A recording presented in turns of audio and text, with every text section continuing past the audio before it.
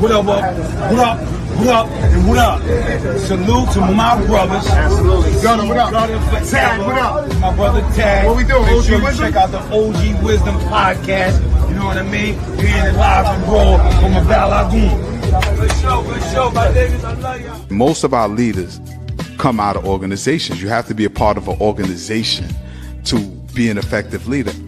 But how do we determine if you're an effective leader if you don't organize the people? You can't just grab the mic or your phone, get on YouTube and say, yo, I'm a good leader because I think I'm a good leader. You have to have a track record of organizing people, setting goals and agendas and getting them done. Yeah. Politicians I don't really like. Activism is different because, you know, you got a goal. It has nothing to do with politics. When you are an activist, you know, it's for your people. Make sure y'all get ready to tune in to my brother, my big brother, Kfigher and Tad, new podcast, OG Wisdom. Better tune in to that. A lot of jewels, a lot of knowledge, a lot of lifestyle, a lot of street talk, a lot of hood tales, real stories. Check it out. OG Wisdom, Tad, Kfigher.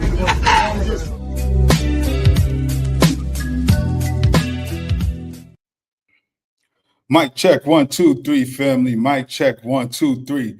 Welcome back to another episode of the OG Wisdom podcast with me, your brother Tad, and our brother Kfigher be joining us shortly. Today, as many as y'all can see, the topic is who deserves reparations? And this is a critical question we're asking right now because as of late, FBA have been standing up for themselves and asserting themselves in spaces where we normally been excluded from. Now, who are the FBAs, you may ask? Well, FBA stands for Foundational Black Americans. And this is a popular term that a lot of people are using right now, particularly of those of us who are FBA. Now, FBA basically is your lineage. It is your direct ancestry from those who've been enslaved in this country we call the United States of America. It includes those who were already here prior to the transatlantic slave trade, which a lot of us popularly call the Mayafa, and those who were kidnapped from the continent of Africa. But within those centuries, we have morphed into a new group known as Foundational Black Americans. Now, why is that important, you may ask? What's the difference between Americans, Black people in America, and Black people in the Caribbean or on the continent? The difference is now that the doors are open here in the US based on the struggles that Black people in America have fought for, AKA Foundational Black Americans, you have people who don't have the same lineage as those of us that are here. You have Africans from the continent and the Caribbeans who by all intents and purposes, once they get here and get sworn in, they are, by all definitions, Black Americans. However, they don't have the same interest, value system, and goals for the community that we have. But I'm not going to talk too much longer because we got some dynamic young guests in here today. But first, let me bring my host, my brother Kfigher in. Kfigher, where you at? What's cracking on me? King. Yeah. What's the word, Gutter? How you feeling, man? Yeah, I'm good. You know, I got the little demon with me, so no doubt. Shout out to the baby Balagoon. Yeah, he on one. He been on one since Friday. Yeah, I know today is gonna be fire, man. We got a couple of our young folks. Gutter, and I know you're gonna be super happy to meet them because they're sharp, they're on point, they're a proper representation of the direction that the movement is going. And when I talk about the movement, I'm not talking about our African-centered movement. I'm talking about the Black American movement right now, which is actually part of the African diaspora, which people like to exclude. And I want to hear their perspectives. And of course, we're going to have our firecracker, Sister Keisha, jump up in here. She'll be here with us shortly. But anything you want to add on before I bring our guest in?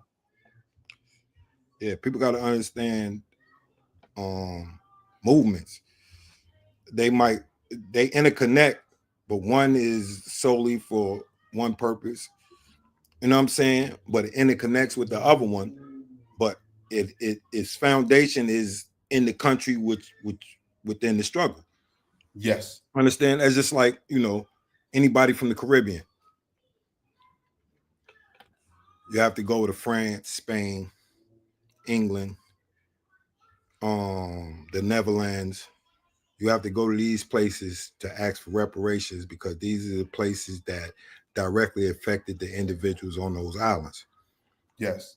You know what I'm saying? So with us, we're dealing with the United States because during the course of the transatlantic kidnapping. Right. That's right. Call it what it is, a kidnapping. Yeah, the transatlantic kidnapping of prisoners of war. The individuals that landed here, you know, they have to fight the United States government. Right. So you have to fight, yeah. Yeah. So, you know, it's interconnected because from my perspective, because I can't speak from nobody else's perspective, but from my perspective, once it'll be a domino effect. Yeah. Because we're in the so-called strongest nation. Right. You know what I mean? The most media coverage is on the United States. So if we successful, that means everything else is just going to fall into place. That's right. And we would look crazy going to France or Europe or the Netherlands asking for reparations when they didn't establish their colonies here anyway.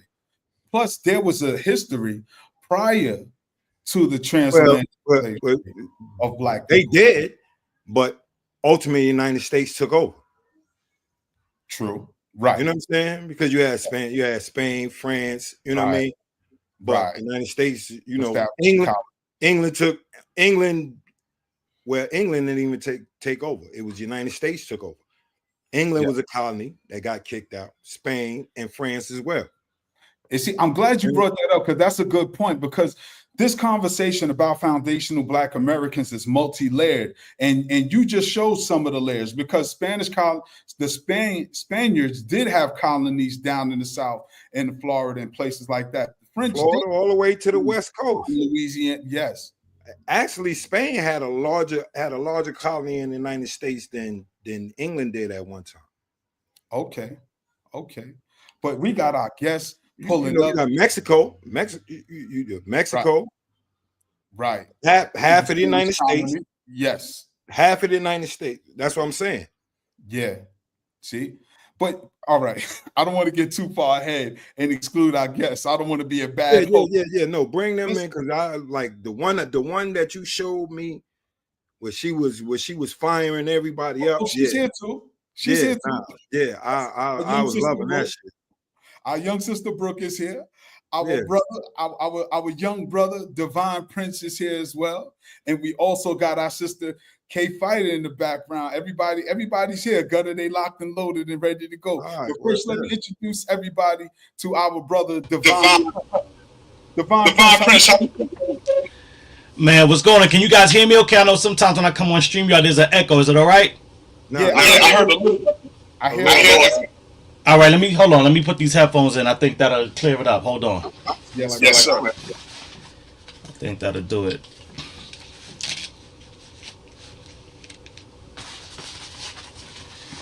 Get situated real quick. No doubt. My bad on that. It's all good, bro. It's all good.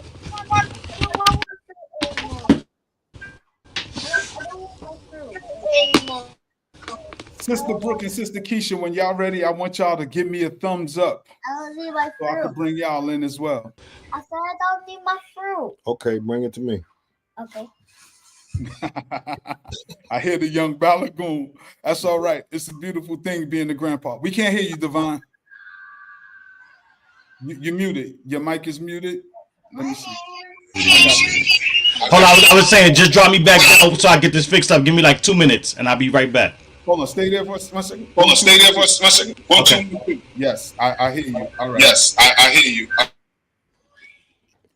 Sister Keisha, Sister Brooke, y'all ready? Give me a thumbs up. All right. Brother Gutter, this is a young phenomenon that you've seen that's been going viral. And the footage that you see that's going viral is recorded by yours truly. But let's welcome our young sister Brooke to the stage. Sister Brooke, how you doing? I can't hear you, Sister Brooke. Sorry, I forgot to press mute. Can you hear me now? We hear you nice and clearly. Loud and clear. Good. Sister Hello, Brooke. good evening. Peace. Hey, sis, this is my brother C Gutter. C Gutter, this is our sister Brooke.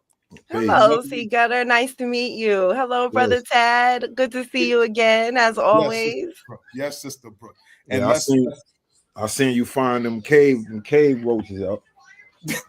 You know, I have to do a little something when I'm there, you know, just to let them know that we are here and we're not going anywhere, even though this bill is trash. That's right. Well, we're gonna get into that. Let's bring in our culture, our queen of cultural content, our political analysis, our historian, our very own Sister Kfigher. My teacher. Yes. Sister Kfigher, what's the word? What's going on, sis? Welcome back. What you eating over there, C Gutter? I just finished cooking Sunday dinner. What you got over there? Some fruit my grandson refuses to finish eating. Oh, okay. Kiwi, blueberries, and strawberry. He was jipper at first. Now he found something else to distract him. He don't care about him. Yeah, Divine Prince, give me a thumbs up when you're ready, brother. All right, whenever you're ready, Divine Prince, just give me the thumbs up. And I want to definitely give a shout out to our usual suspects. Our brother, Professor Carl Tone Jones in the house. Our sister Farnessa, brother Rich Nice, Aruba 927 in the house. Law student Callie, welcome back. It's always a pleasure. And shout out to everybody who may be watching on the playback. Please like, subscribe, and share. This is a powerful conversation I think y'all may want to share with the people. Brother Gutter, any questions you have for the young sister Brooke before we get into this? I do. I'm waiting to hear. I'm just waiting to hear some shit, bro. We got some shit. All right, the gang is all here. Brother Divine Prince, let's test your mic out real quick. Microphone check. 1 2 1 2. Oh yeah. There you go. There we in. Okay, we in. All right, we ready. We in there like a wedgie. So a couple of weeks ago, right, Brother Gutter, us four that's here right now, we took a trip to the Bronx. I only went because it was closer. These three, they go to West Bubble to make sure our voices are heard in these places. I only went to, and the Bronx was too far. Thank you, Sister Keisha, for putting me onto the express bus. I'm about to pay $1 million to get back to Brooklyn in the Uber. But she said, no, Brother Tad, take the express bus. It's only $7. Get you to Manhattan, you'll be home in no time. And it worked out. Right, Gutter? But what was happening from what Sister Brooke, Brother Divine Prince was telling us when we had him on Thorough Black Talk, and Sister Keisha was telling me, in these spaces for conversations of reparations, there are non-foundational Black people in these spaces saying that we don't deserve reparations, whether they're Latino, Caribbean, continental Africans. Now that's a challenge because as foundational Black Americans, we are our own set of Black people with specific goals that we have going on. But unfortunately, it's been folks who claim they have an alliance to us that's actually been in these spaces hindering our progress. I got to witness that in the Bronx firsthand. What's the little girl boy name? Jorge got up there and said, we don't deserve any kind of money. Right. It hurts, right, Gutter? Because here it is. This is something we've been fighting for centuries. Even Dr. King was deleted behind this. They always give us the I Have a Dream speech of Dr. King, but they never show us when he talked about going to D.C. to get that check that we need compensation and reparations. We need to cut the check. Yeah, cut the check. When we come up there, he said, next time we come up there, cut them checks. That's right. And they said, "Oh, he's talking." That was the last joint. That was the last joint that they had that they had recorded of him. Yes, because they said, "Oh, he still wants money. He still wants his 40 acres and his mule." But now you got Johnny come latelys who don't really understand U.S. history, and I our sister Kfigher to dig in this U.S. history. But I want Brother Divine Prince to really talk about his journey and experience, and just tell the people who you are, bro. Oh man, honest. First and foremost, I want to thank you, brothers, for extending your platform to us to be able to have this conversation with the community, and with your followers, and just from your perspectives. I just want to make sure I give honor and thanks to that as well. My name is Divine Prince. I am a regular, everyday foundational Black American that looked around, saw that something needed to be done for our people because nobody else was doing it. And a long time ago, when I was in my black capitalism days, a mentor of mine told me, if you see something needs to get done and nobody else is doing it, that means it's you. And so I just took it upon myself to get into this fight. Had no idea what was going on. I had no previous knowledge or training in it. Again, like I said, I'm just a regular black person that was like, man, something needs to be done. Let me educate myself. Let me find some like-minded people. And that is kind of what had me come across these beautiful people that's on the stage, on this panel with us today. And as we just continue to do this work, we're coming across more like-minded people that understand exactly what we're talking about, and then feel empowered to speak their truth when they see that they're not alone. Because one of the things that they've done to us specifically, and I'm talking about foundational Black Americans, is that they have PC'd us to death, right? And by what I mean by that is, we know what speaking truth to power is. We have always done that. That's the reason why we have everything that we have in this country. But what they've told us is that when it's other quote-unquote people of color, when it's other non-white folks, these tough conversations can't be had. And one of the things that I pride myself on in this movement, and say often in our organization, the U.S. Freedom Project, is that we have to speak truth to power regardless of whatever language we have to translate it into. Because no longer is our face of power just the white, pale face of white supremacy. What they've done is they have empowered these other buffer groups, these other groups and other faces that look like ours, that are now sitting in these positions of tokenism and quote-unquote power to make sure that we stay in the position that this country always had us relegated to. And so that's where we at. We have been challenging this piece of legislation since its inception. We, in fact, as an organization, wrote an opposition legislation to it that this legislative body intentionally sabotaged and held back, so there would be not a robust conversation between the two to see which one was better. And so what we've decided to do is to go around the country to wherever they at, like my brother Taz said, to West Bubble, Beep, wherever it's got to be at, and we will continue to speak truth to power to let them know we see you, we know what you did. And I think that was encapsulated perfectly and much more eloquently than I could have ever put it with Sister Brooke's submission to the task force hearings on in April in Co-op City. Sister Brooke, you were viral. You always are going viral. I think because what we're hearing in these digital spaces now is common sense. It's common sense, a common sense narrative, if you will, that seldom gets shared on social media.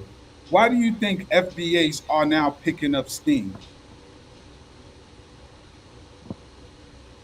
That's a good question. Yes, that's a good question. I had to think on that.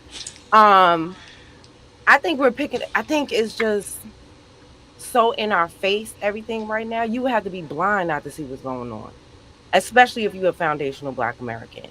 If you're a foreigner, maybe you might be confused because your family hasn't been here for generations, seeing the same thing over and over and over and over and over again. But at this point, we have seen so much. We are no longer naive to what is happening. We see what's especially how we see that we didn't give reparations and they gave all that money to everybody else. We seeing them giving billions of dollars to Ukraine, giving billions of dollars to these illegals who just hopped across the border. We seeing them giving all this money. You would have to be blind, dumb, deaf, whatever other adjective, to not see what is happening right now. And I think ultimately that's just what it is. It's like they playing in our face too much, and we ain't with it no more. We tired. What's that rapper's child who shouldn't have been cussing like that? We's MF and tired, okay? No doubt. Sister K Fighter, it's always a pleasure to have you on. And I got a critical question for you. We supposed to have I was trying to get another brother on, one of our good brothers, who I love dearly. However, he has his challenges with us calling ourselves FBA. Now, Sister Keisha, you and I are Pan-African. We're from the Pan-African movement. Why do you think so many quote unquote Pan-African people have a problem with Black Americans delineating? Well, let me just clear up some things. Go ahead, I'm sis. very much pro-Black. Talk about And I want all of us to win, no matter where we are. Like what's going on with Ibrahim Traore.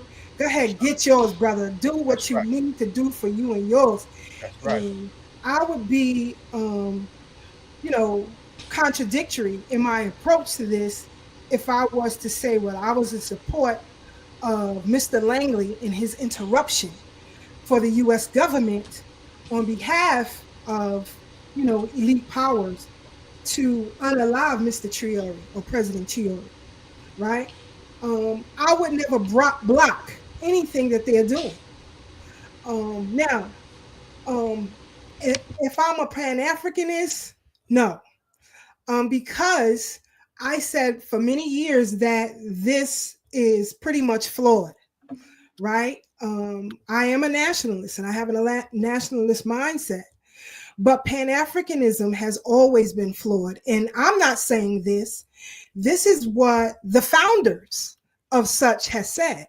If you go back to Jomo Kenyatta's, one of his speeches after what happened with the Mau Mau, he said that a lot of the fighting spirit came by way of the insurrections that happened here in the United States.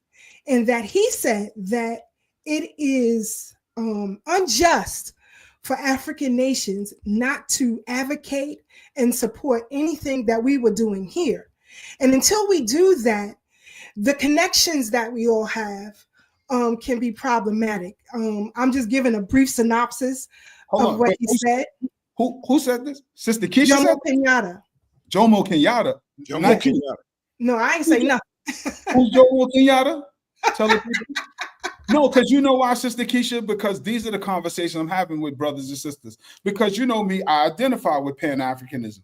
However, as I'm learning, when I get updated information, my position pivot based on new information and its advantageousness to my strategies, if that makes sense.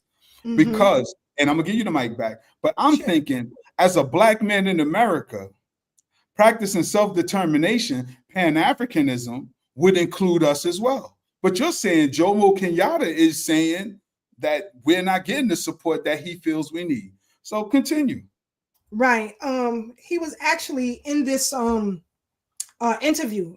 I'll try to get it for you. It's on archive.org. You guys can find it. Just put in President of Kenya's speeches or whatever. It'll come up. But anyway, he said that,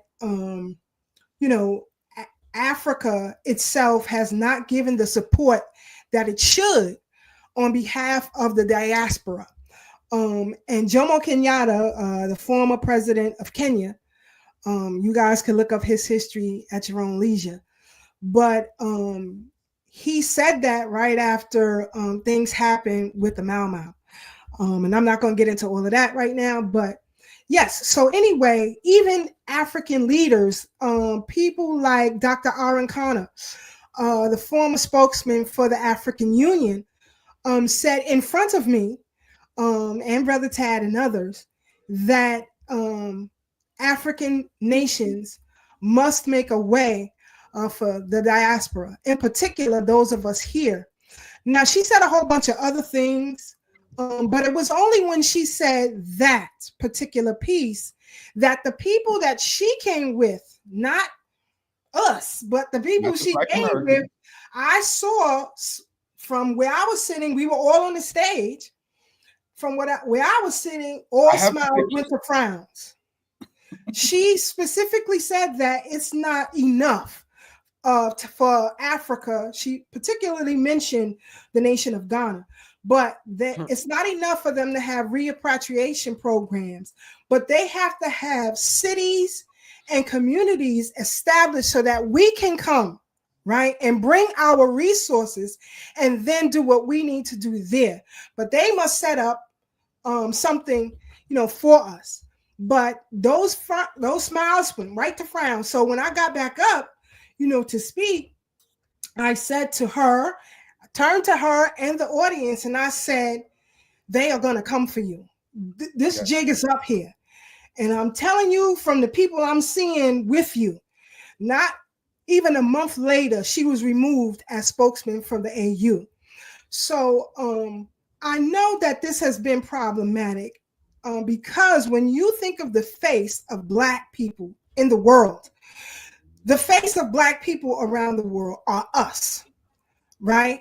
When it comes to culture, popularity, anything, the world looks at us. And I know that because, Brother Tad, C. Gutter, myself, and we all world travelers. We've been to different countries. And you can see that the culture is emulated. Whether it's good or bad, it is emulated in other places. Not so much where we are emulating other people's cultures around the world, right?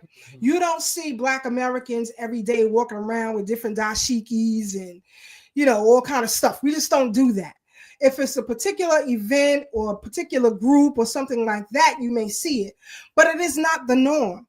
But on the other side of the world, it is the norm for them to mimic everything we do. So when people come here, Brother Tad, they already have a mindset that we have a particular advantage than they do, right? They think we are in a position of advantage until they understand what it's like when they're here, like I heard with Ramali Graham's father out of his own mouth. He said, and I quote, "We came here for financial, economic prowess." Pretty much what he said. And he said this at the Adam Clayton Powell State Building in 2013. I believe that's when it happened, I think.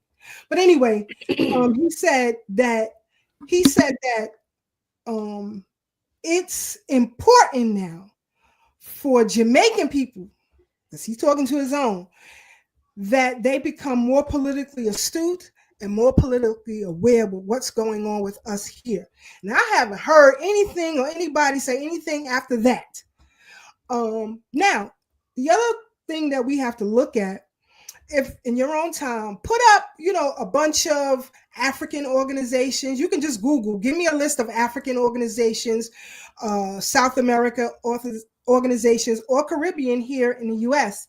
And when you open up the About page or their mantra, they talk specifically for their group. And it's nothing wrong with that. We are not mentioned at all. I don't care what program you go on or what organization, we are not mentioned at all. But they have been used to us carrying everybody on our back, especially when it goes awry. Now, take case in point with Nafissatou Diallo, who was sexually assaulted by Dominique Strauss-Kahn, right?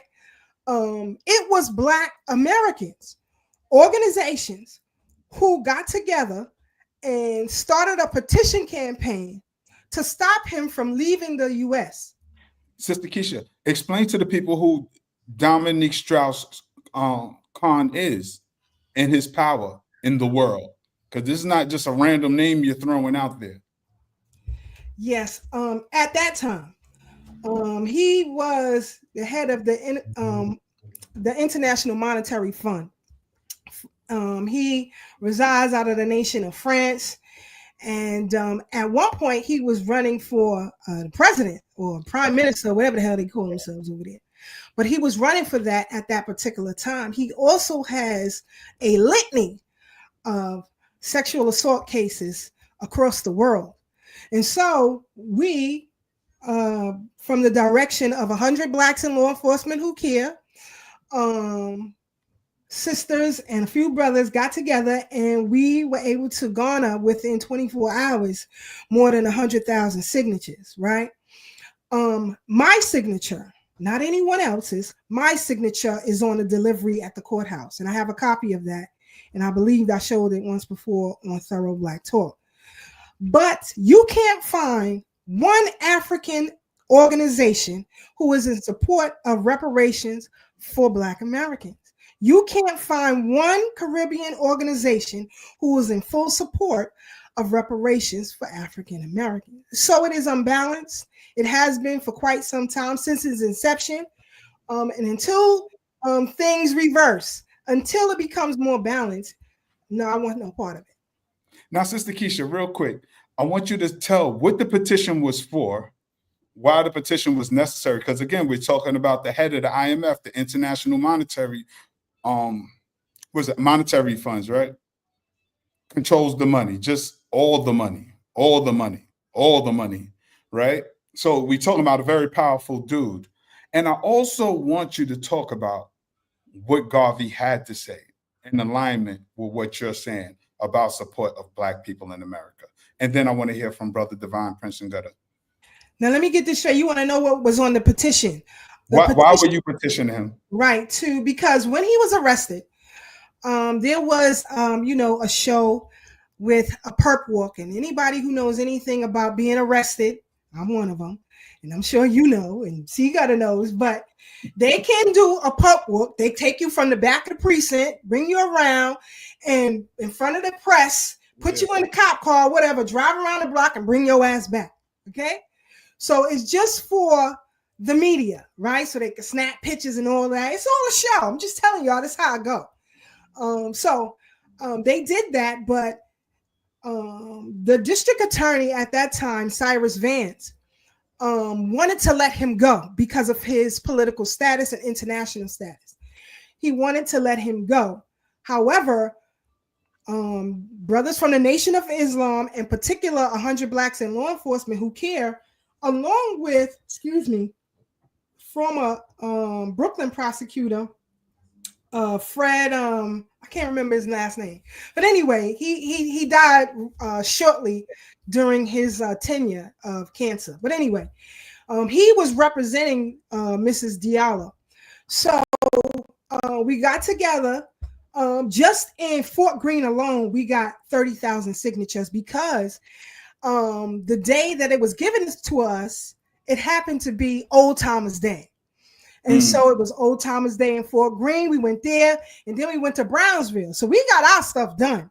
So we had to deliver them back to, United African Movement and 100 Blacks and all of them. So they counted up the signatures or whatever, and they needed somebody to drop them off at the courthouse. So I was chosen to do that, and I was the one who dropped them off, and my signature is on the receipt, of which I still have to this very day.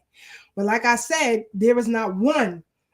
Give me 5 Africans who are in support of reparations for us that show up at these hearings. I'll take 3. Got anything you want to add before we go to Brother Divine Prince? Yeah, you gotta.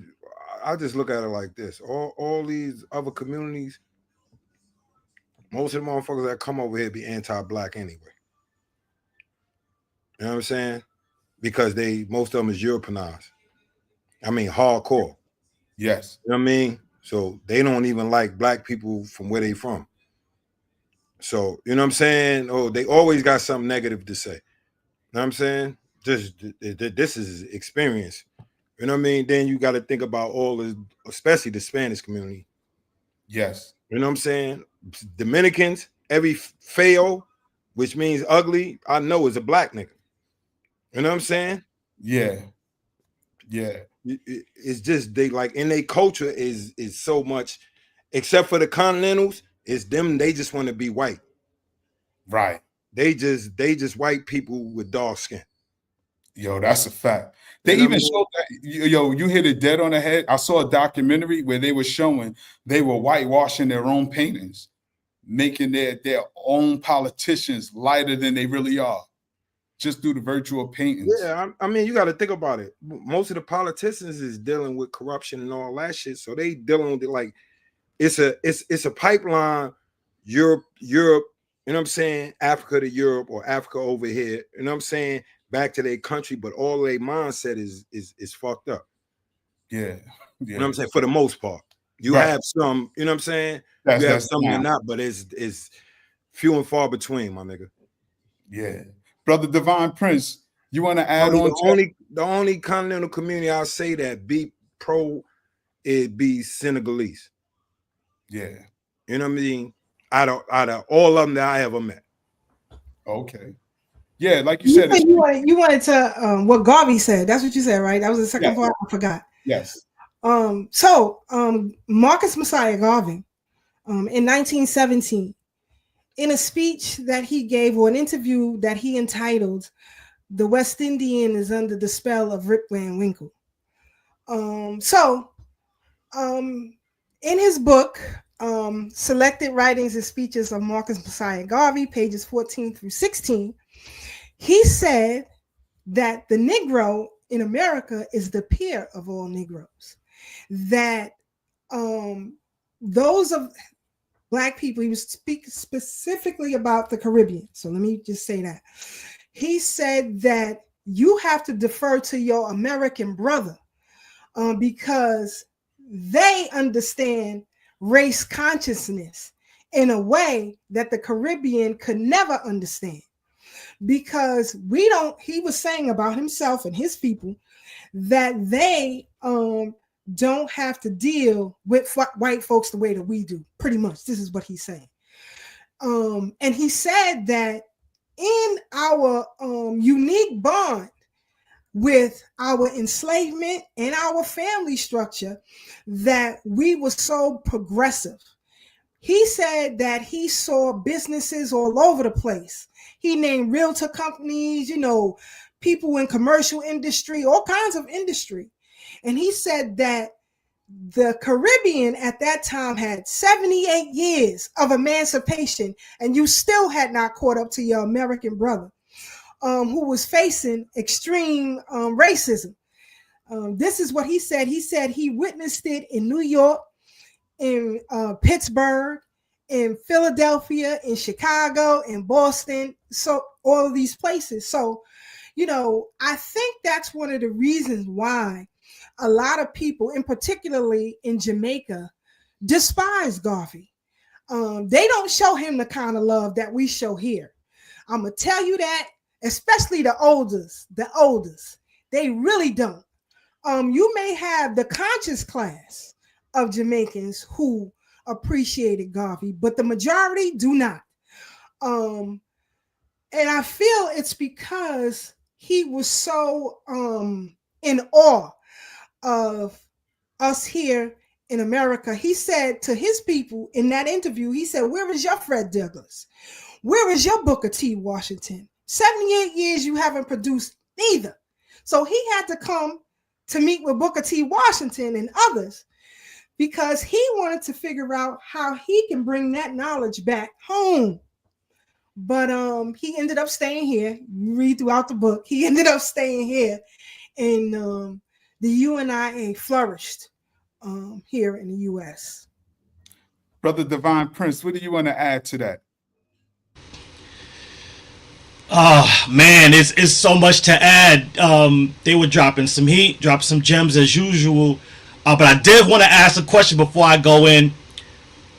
How real can we keep it on the podcast? Can we could just go in? 1,000,000%. 1,000,000. I bet. There we go. That's okay. Y'all threw me the alley.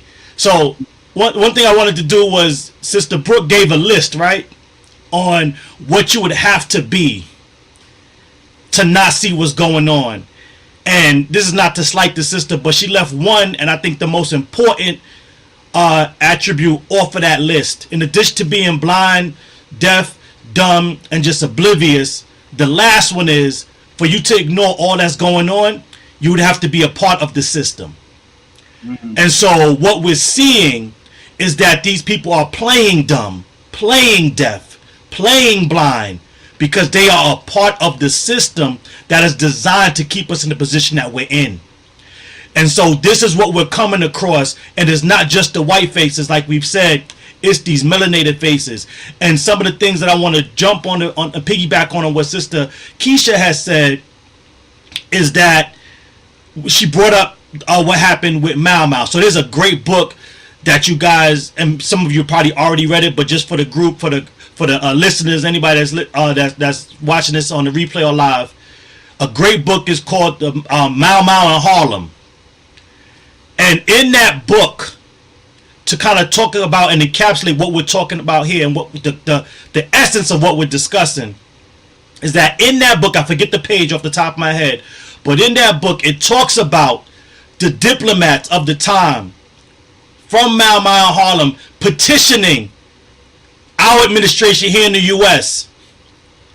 to give their people special buttons that they could wear, so that when they get to the U.S., whether they're diplomats or not, they wouldn't be subject to the same treatment that was being given to FBA at the time. And so I bring that up because it encapsulates what we're talking about right here today.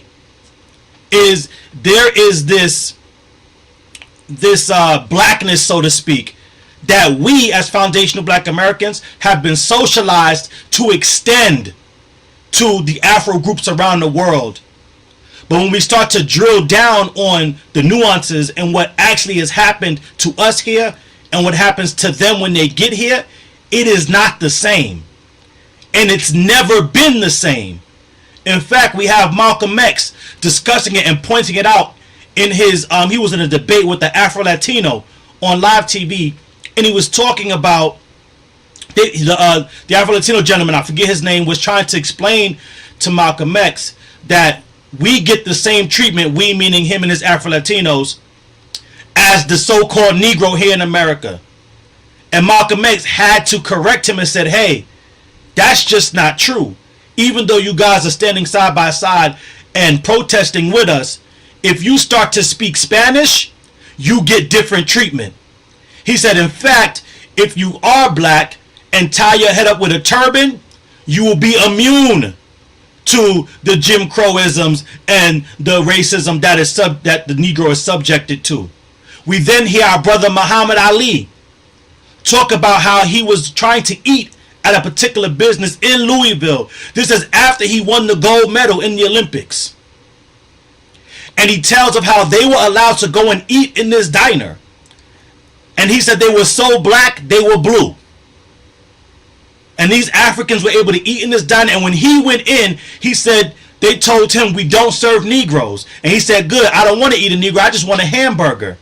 And they refused him service because he carried the stain, or the mark of slavery as we call it, the badges and incidents, in a way that those African immigrants did not. And so this is the nuance within our community and with our movements, and to what Sister Keisha said, why there has been an imbalance in this ideology of Pan-Africanism, right? And so for me, I only speak for myself, not for the org or anybody else or any other FBA, but I will say this. I used to be a Pan-Africanist until I started meeting actual Africans. And something happens when you start to meet them, and you start to converse with them, and you start to interact with them. You start to see that they do not view or practice Pan-Africanism in any way, shape, or form in the way in which foundational Black Americans have always practiced it. What you also find is that they have no concept of being black. Now, when you talk to them and point it out, they will argue you down and say, well, why would I identify as black in an all-black country? Now, that might be true. And the why is less important than the result. And the result is because you have no experience in being black or identifying as black, and you identify as separate and distinct tribes, what happens is when you come here amongst the people that have created the identity of black in regards to culture, in regards to community, in regards to political movements, what happens is that most of these Afro immigrants view us as another competing tribe.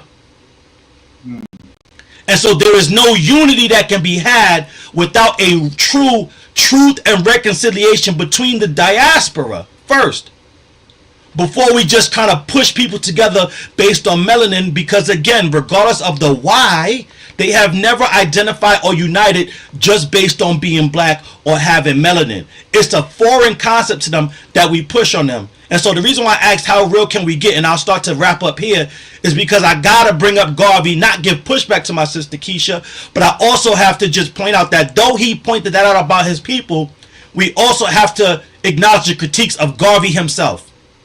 Because he was an Afro-immigrant from Jamaica, and so what happens is when they come over and they come into the communities and to the culture that we built, what they do, and this is not even knock on them, it's just what has to happen because of your lived experience. Instead of being able to have a black experience, they take the black experience and filter it through their lived experience. And so no longer are we talking about being black, they're talking about being black from a Jamaican experience, or from a Trinidadian experience, or from a Nigerian experience. And so because he filtered our experience through his Jamaican lens, that's why you have him coming here and saying, hey, the Negroes are lazy slumberers, and having these jokes with white supremacists and KKK members. It's the reason why he comes here and says, you know what? It's okay that the Negroes can't ride in the same trains as white folks because they didn't build it. He just didn't know, right? And so he comes here because he's black from his country, or quote unquote black.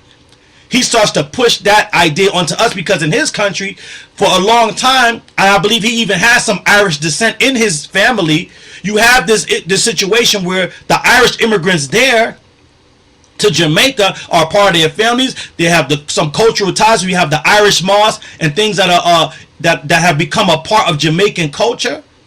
And that's why you have him naming a lot of the headquarters here in America for the UNIA as Liberty Halls, as an ode to the Irish movements when they were fighting back against their oppression. But he comes to a place in New York where in the 1800s, the Irish rebelled against signing up for the Civil War and killed black Americans and ran us out of Manhattan to the point where they tried to burn down a black American orphanage. So these are the nuances that get lost when you have an Afro-immigrant coming into a black community and then filtering that experience through their Afro-immigrant lens. And I'll land on this last point right here. When we talk about what Sister Keisha talked about with the names of individuals that have not signed up or supported the reparations for foundational black Americans, our organization, I forgot that we even did this because we've done so much, right, in this fight that I forget about it because we're just a little crack staff just trying to expand, right? We reached out to, I wouldn't say every, I'm not even going to lie. I can't count how many they were. But like Sister Keisha said, we looked up all the African advocacy organizations in New York. We looked up all the Caribbean advocacy organizations in New York. And we emailed and or contacted every single one we had on our list to ask them would they join in the fight to help us get lineage-based reparations in New York at the time, because this is before the legislation got passed. And we were saying, we understand that you're fighting for your specific group. We're fighting for our specific group. And you know, based on your history, that you were not harmed by slavery in the U.S. like we were. And that's what the claim of reparations is based on. So will you help us advocate against this race-based bill so we can get true justice for our people? And if there's something that you need from us, we will partner with you to create some type of racial justice task force, because racial justice is not the same thing as reparations. You not being able to catch a cab is not the same thing as them holding the stain of slavery over my family since emancipation. I can't count how many emails that were sent out and how many people we contacted. It's well over 100. Can you guess how many people responded back to say, hey, we will stand with you? Or you know what? Yes, let's work together on this racial justice initiative. Brother C. Gutter got it correct. 0. 0 out of 100 plus contacted us back to work with us. And the even more insulting part about it is one of the emails, one of the organizations, we had to email them twice, because after we emailed them to help us advocate, we found that them as an organization, another reason why I asked how real can we be, because I want to name names, this organization called Caribbean, Caribbeing, we had to email them back because we found that they held a Juneteenth event in Prospect Park where they only invited Caribbean vendors to sell their merchandise on Juneteenth and mentioning nothing about the descendants of Juneteenth, who are the foundational Black Americans. And of course, they did not respond back to that email either, or the calls. And so this is what we're talking about, where we have, as a people, have been socialized to, as long as you got melanin, because of our lived experience and what white had done, we're like, no, you're Black, let's get it popping, let's get it together, let's get this thing going. Where these other groups have always been segregated and disunited amongst themselves, where there's no major movement in the Caribbean outside of Carnival and when it's time to party, where they come together to fight back against white supremacy. Bless you. And there has been no movement on the continent itself based on Pan-Africanism or any other uniting factor to say, hey, let's get together and kick all these colonizers out of our continent. Let's get this thing going. So it only becomes lip service, and in a way, and just like that comment down there, for them to double dip. My mother calls it color of convenience. They come here and they will be Nigerian American, Jamaican American, Trinidadian American, and then when it's time to get set aside or to take a part in what we've built as a culture and as a community, then they'll be Black. Wow. Yo, that's crazy. Sister Brooke, you've been silent, and I know those wheels is turning, and I know you want to add on because Brother Divine going. Yeah. I wanted to make sure, because I thought he neglects that part a lot, that part, and I don't like to tell it because it's his story to tell. But I had that written down here, that part. I wanted to make sure that Divine did not forget to talk about the fact that he reached out to these organizations and how they played us to the left and was like, no, we don't want to help you. So, these are the things that, these are the conversations that Divine and I are having before I'm writing what my little 3-minute rants when I go there, because at this point, I've been to so many, you don't want to get repetitive with the things that you're saying. So now it's time, I've said that the bill is unconstitutional. I've said that we need to replace it. We started this real quick, right? Because we run out of time. Gutter, you can still hang out with us. It's almost 3. I know you said you got about an hour. You can still hang out a little bit longer. Gutter? No, this little dude is. All right, because I reckons some shit down. All right, so just let me know when you gotta go, Gutter. And Sister Keisha, I want you, if you can, Sister Keisha, I want you to queue up Sister Brooke's video so that we can share it with the audience. And Sister Brooke, I'll give you the mic back.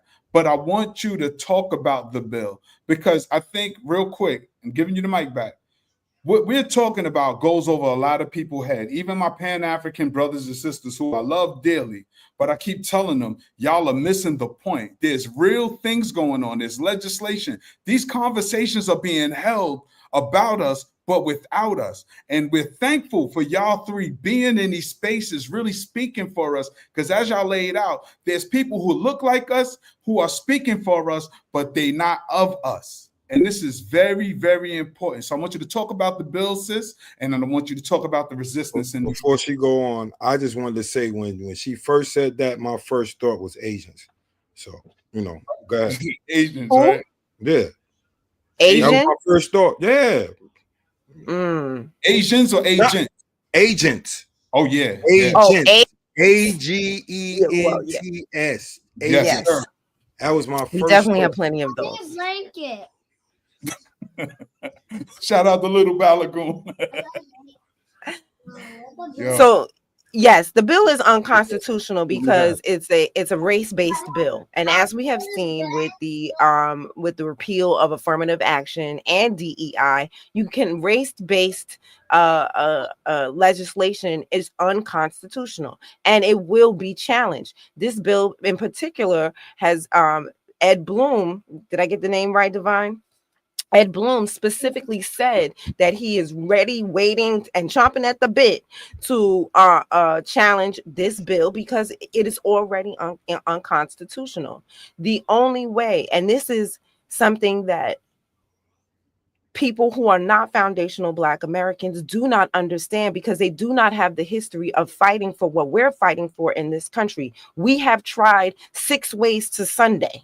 Okay, we've tried everything. So now, through trial and error, we have looked at other groups and what they have done and how they have succeeded in getting their reparations.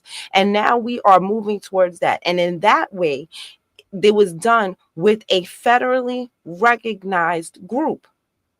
And we have that as the freedmen. So we want the bill to address us specifically and stop making it generic Black people, because that's you cannot have something that be for just Black people. It's not going to work.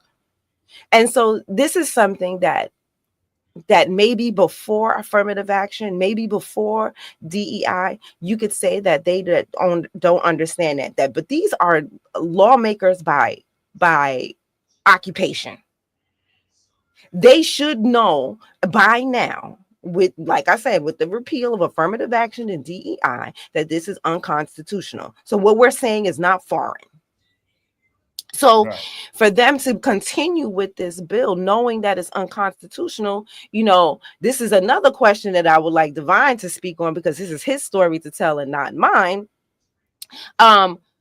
If you know that the bill is unconstitutional, what are you doing this for? What are you getting out of it? And Divine, I've heard Divine speak plenty of times on the fact that they tried to get their organizations named in the bill.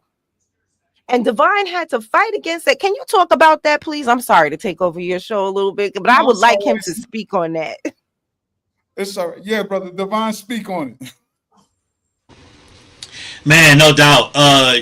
So the first iteration of this bill had NARC / Cobra, which we view as the same group, IBW 21, and the December 12th movement, all written into the bill.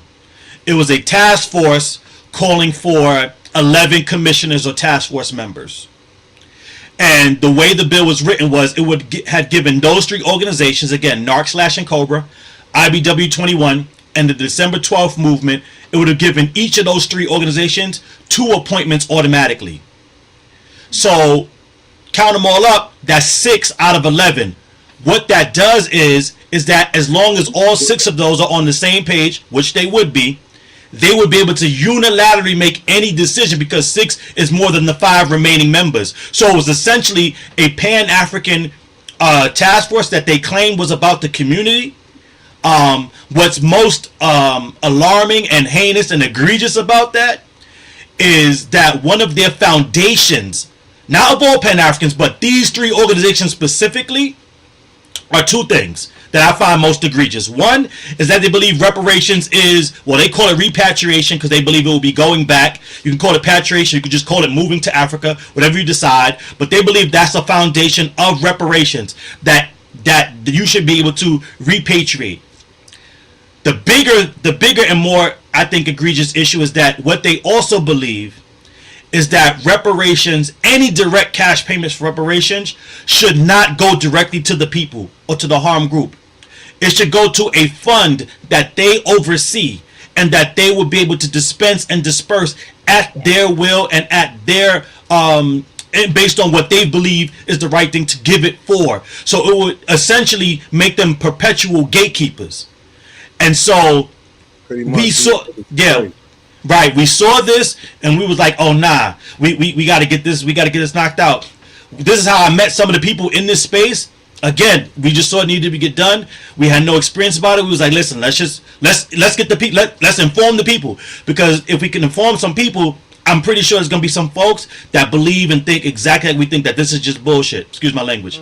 That's all right. So okay, so we did a public facing call to action and campaign. This is how we met the sister Brooks of the world and some other people that we still work with today.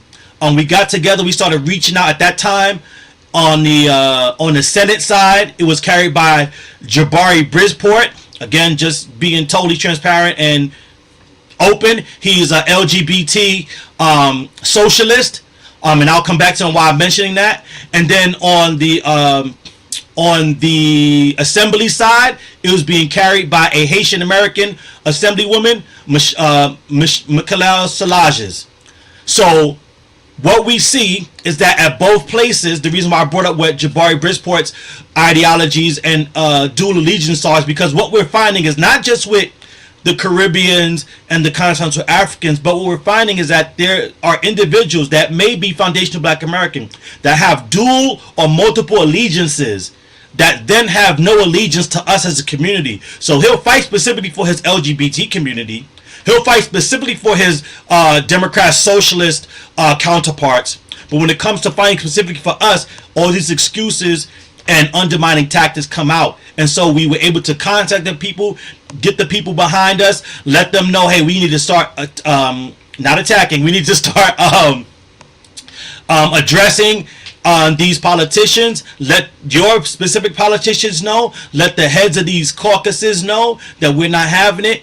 And at the last minute, the 9th hour, we were able to get that bill shot down. That one was eliminated. And then from there, again, still not knowing what we're doing totally, we as an organization got together. We got together with some of our counterparts that were a part of the reparations in California. And we were like, hey, what did it take to write your bill? Like, what did that look like? You know, can we watch a YouTube video? Like, what do we got to do to learn this process? And we did everything we needed to do to learn the process. And the U.S. Dreaming Project and the family wrote a reparations bill. And that was the bill I mentioned earlier that was in direct opposition to the new revised bill that they came out with. So we stopped that bill with them written into the bill. Then they wrote another bill, kind of taking some of those things out, but most importantly, taking those organizations out. And then we wrote a bill and said, you know what? We know how to get this thing right. It will be constitutionally sound. It'll be based on everything that they did in California that passed, and more importantly, passed a constitutional challenge or potential constitutional challenge. And then we introduced that bill, presented it, found a champion in the New York State Legislature, which is not easy to do. So I'd be remiss if I don't mention her, Assemblywoman Nikki Lucas out of East New York. She took on the cause, took on the arrows, took on the hate from her colleagues and said, no, we need to do something lineage based. And then that's when, again, just name a name so people know who these people are. Carl Hasty of the Assembly and Andrea Stewart Cousins of the Senate in New York. They got together, held our bill back, didn't give it a bill number, so it couldn't get to the floor for a debate. And that same year, we held the U.S. Freedom Project did a workshop in Albany, teaching the legislators and attendees how to get reparations right. It was supposed to be a debate. His was real crazy. It was supposed to be a debate between the U.S. Freedom Project, our lineage-based advocates, and against the Pan-Africans and Michaela Salages as the Assemblywoman to debate the bill and just talk about pros and cons and let the people decide. Salages pulled out of that event and pulled out, it was Jam IUR, who was down with the NBCI Trust. Who was the other Pan-African? Oh my God, I don't think it was Dr. Ron Daniels, but it was somebody else from Knox Slash and Cobra that was supposed to come out. They all pulled out of the debate. But in the back end, what they were trying to do, and thank goodness we had, like I said, the member Lucas to she find some of this stuff out. They went to the head of the Black, Puerto Rican, Hispanic, and Asian caucus to try to get the workshop canceled altogether. Wow. And the head of the weekend was like, no, we think it will be. Thankfully, they said, no, we think, and it was a Black American sister that was in charge. So I'm not saying that was what changed what swayed her to stand on business, but she stood on business, and she was like, no, I think the people need to hear about reparations, especially with this this bill being debated either way, and there's no other reparations workshops if we cancel this one. And so what it did was it was a blessing in disguise because it was an hour long. It was supposed to be a 30-minute debate for each side to make their case and let the people decide. So we wound up getting the entire hour. It was standing room only, and we got a standing ovation after the workshop was done. And then we held questions. It was supposed to be, like I said, for an hour. People stayed, I think, for like 30 to 45 minutes after to have conversations and then to tell us how grateful they were that we were standing up for this demographic, foundational Black Americans, that more times than not get silenced and or ignored altogether. Yeah, that's a fact. Oh man, this is powerful because I invited a brother here like I said, it's a good brother. He's a Pan-African brother. And I'm be honest, he's a good brother with a good spirit. I love him dearly. However, we always have push back and forth on this issue right here. And I'll be honest with you, Brother Divine. I told him, bring whoever you would like to the show today. He couldn't make it today, Oh, However, and I told him, it's not that I'm anti-African, anything like that. However, it's almost like everybody's anti-Black American. And why we say foundational Black American, because we got to be specific, as you said, even in the reparations bill, because when people come here, whether it be a Kamala Harris or a Barack Obama or the Haitian sisters that's in the White House right now, they don't have a lineage tied to what we're fighting for. So they truly don't have an interest in the outcome or what the goal is. If it's reparations, they want it for all of their community. And I think you laid it out. I just got to bring it back to layman's terms, because sometimes we're talking over people's head, because we're dealing with a conversation that is centuries old. However, it's been buried, and no longer will we allow our interests to be buried. As Sister Brooke said, we've seen the Ukrainians, the Latinos, the LBGT, the Israelis, the aliens, everybody getting money. Dudes from planet Venus is getting checks cut for them. But the people who literally built this country, and this is why we say foundations, because many of us have been here longer than the U.S. have been in existence. Not only that, there were Black people here prior to the transatlantic slave trade. come on. The white history teacher keep telling you. And even through that, we have morphed into a different group of people, because our bloodline isn't just African. Our bloodline is the native Black people who were here prior to Columbus coming. It is the kidnapped Africans. Some of it is the Europeans that may have forced themselves upon our ancestors. Whether we like it or not, that is our bloodline. And I'm not capping for no SA person, but we got to deal with the end result is and what the reality is. And the reality is we are a different tribe now. We are a different type of Black people. What's crazy is we're the most influential Black people, but also the most disrespected Black people. And I'm going to pass the mic to Sister Keisha, but I definitely want to thank my brother Fat Joe, and I want to thank Busta Rhymes for putting it to the forefront. Because y'all will literally sit on any platform and say the culture that y'all get paid off come from Latinos and Caribbeans. But those of us who really know, I was born in 1973 when hip hop was born. My mother was a teenage parent, so I was raised on what the young people were listening to when I was a baby. That's right. And it was old James Brown music. It was old music from the South, because my grandparents are from the South. They brought that music. Nobody was sampling Tito Puente. Nobody was sampling Bob Marley to make no hip hop records in its inception. Y'all were standing by looking. Kool Herc even said he did not get no play in his Jamaican clothes. So that's right. He was a Black American. Again, cosplaying. How many Latinos, dark skinned, who are darker skinned, act like they was Black just because they could be cool, because people from the South really wasn't rocking with the Puerto Ricans. And it wasn't like a hatred thing. It was just separate culture. Right. United the culture. But if we're going to be united, let's speak in truth. Let's not sit here and lie to the people who don't know. That's why I asked Sister Brooke to explain the bill. That's why I asked you to qualify some statements. That's why I asked Sister Keisha to explain who Jomo Kenyatta is, because it may be easy information to us. But those who are just on the internet, just now hearing what the FBA is, even my Pan-African brothers who I thought were smarter than they were, because some of them even said it's a fuckboy association. I know a lot of these dudes are cowards. Not saying they all are, but a lot are. And they better stop playing. We just had the real C Gutter, not a dude calling himself Gutter. Y'all never heard of C Gutter before the real C Gutter. Come on. He's a warrior. We talking about dudes who really put the pain in and not to glorify no type of violence, but there needs to be a type of warriorhood as well, because we're talking about nation building. What we're talking about is being recognized as freedmen. As much as people like to talk about Black history, anything you talk about in America is foundational Black American history. Don't talk about Black Wall Street if you're not a descendant of it. And not saying people from New York or South Carolina, but if you can connect to that. As you brought up the New York massacres, where they was burning down the orphanages. People Yep. don't do that. And I'm gonna pass the mic to Sister Keisha, but when I first people say Barack Obama wasn't black, I was like, these people are crazy. Yeah. And they realize it's not they're not saying he's not black.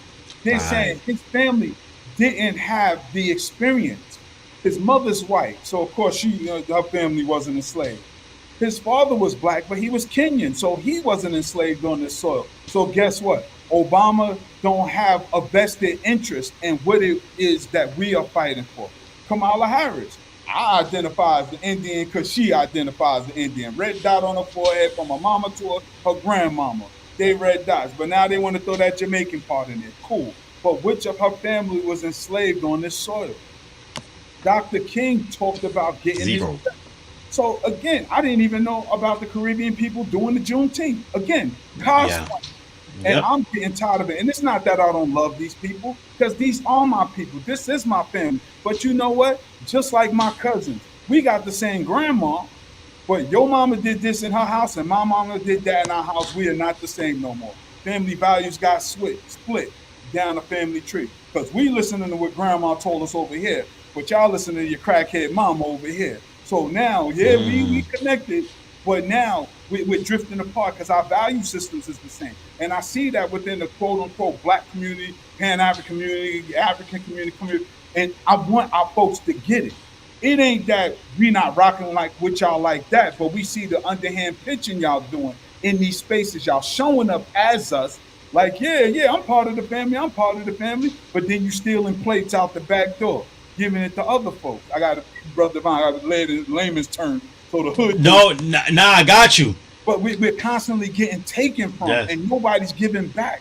And the craziest part, and Sister Keisha, I want you to speak to this, is that now that we're finally speaking and standing up for ourselves, our own brothers and sisters and cousins is coming in grandma's house, pushing us around, saying y'all don't deserve nothing, even though y'all the one who took care of grandma and made sure we all ate at the cookout. It's messed up. Sister Keisha? 100. I just wanted to say before I get started that I believe the book Brother Devon is talking about Mau Mau in Harlem. Is it the one that was written by Dr. Gerald Horne? Okay, I have that book too. And I believe it's quite expensive now, but I was lucky to get it when he was here back in the day. Yeah, because we definitely had our brother Dr. Gerald Horne on our show a couple of times, right, sis? Yes. Shout out. So I just wanted to make sure, because I tried to put a free PDF version in the chat, but for some reason it wouldn't allow me to. So I'll probably send it to you, Tad, and then you could try to, put it in the chat. But can you send that to me? Right, me too. I'm like, where alphabet too? I had that face. You'll get a book. Everybody get a book. Y'all could go to scribe.com and just put in the book title and you can read the free PDF in there. Yeah. It's a couple of copies that are in there, but you can read it. Scribe.com. SCRIBD.com. But anyway, so those three organizations that Brother Devon mentioned who try to put themselves in the bill, December 12th movement, IMBW, which is Dr. Ron Daniels' mess, and in Cobra, which is useless. All three of those organizations are Democratic shills. All three get bread from them. And anybody who doubts that, come back to OG Wisdom Podcast and I will debate you. Bring me the heads of those organizations. Go call Charles Barron himself. Tell him come see me. Tell him to come see me. But anyway. Now myself, all the people I be loving, Sister Keisha be like, let me tell you. I'm like, oh my God. I came into the movement, the December 12th movement. That was the first organization I was a part of. Sister Keisha, I mean, they have good people within it, but the leadership is disruptive. And they've always been disruptive. That's often the challenge. Yeah. So, and we saw that when I mentioned Maddox's name in front of Ron Daniels, his frown was on heavy. Did you see that? Did you see that face of his? Because they know what I'm coming with. He started sweating. I think he had to go in and get a little, he was declamped. They don't want that smoke. They would never come back on OG Wisdom Podcast and debate me nowhere. But, again, this is what we are dealing with. And again, we don't want to see us going at each other. This is how we got in the trouble we are in now. That's right. Tribal beefs. And that's why I always say, study the mistakes of history before you study the victories. You got to study backward. Everything you do, start from the end and work. That's what prosecutors do, right? They don't just go into the courtroom with any old body. The police show up. What they do, they secure the crime scene, right? And then they work from there. You got to work backwards forward. But unfortunately, we don't know how to do that. We don't know how to do that. And it gets in the way. If you study the history of reparations fight in this country, no other country, going back to Cali House, no other country stood up for us. None. Going all the way back then. But I can give you specific examples, specific persons in politics who put it all on the line for our immigrant brothers and sisters to get you over here. You know, that's why I always say, study the history. The white man just didn't decide to be nice and let you behind over here. There were people like Booker T. Washington and Mr. Kfigher and all of them who were having conversations and putting their money where their mouth is to get you over here. But you come here and you disrespect us. Where is your humility? You come over here and I know you guys have heard it. I've heard it. Y'all ain't got no culture. Well, we don't got no culture. Why are you copying everything? Right. Everything you copy. Literally, I used to go to the clubs back in Jamaica in the early days. I used to go to the clubs, right? And my husband was a boat. I call him in here, and so he could tell y'all that I could do in the club just a little two-step. Next thing you know, you look around, they mimicking everything I'm doing. Everything I'm doing. The female, I don't know, because when you talk with a New York accent or a U.S. accent, you know the thirsties come out. I'm just keeping it real. So when you over there, I'm not the tourist type. I'm in the streets over there. All right. So when you over there, you know, they want to, as somebody said in the chat, they love you over there. They love you over there. It's just that when they come here, they align themselves with white supremacy. Why? Because they're suckers where they're from. I have to say this. You a sucker from where you from. So colonialism already got your nation by the kahunas. And you didn't know how to get that colonialism off, so you fled. You didn't stand 10 toes down the way my ancestors did. The way we doing now, you still don't do that. Jamaicans, the nationals don't have free access to the beaches. Because your leadership allowed corporations to come over, purchase the resorts and beach space to keep your citizens off the beaches. You allowed that to happen. So they couldn't take it. So you can't come here and tell me what I need to get for the beaches here.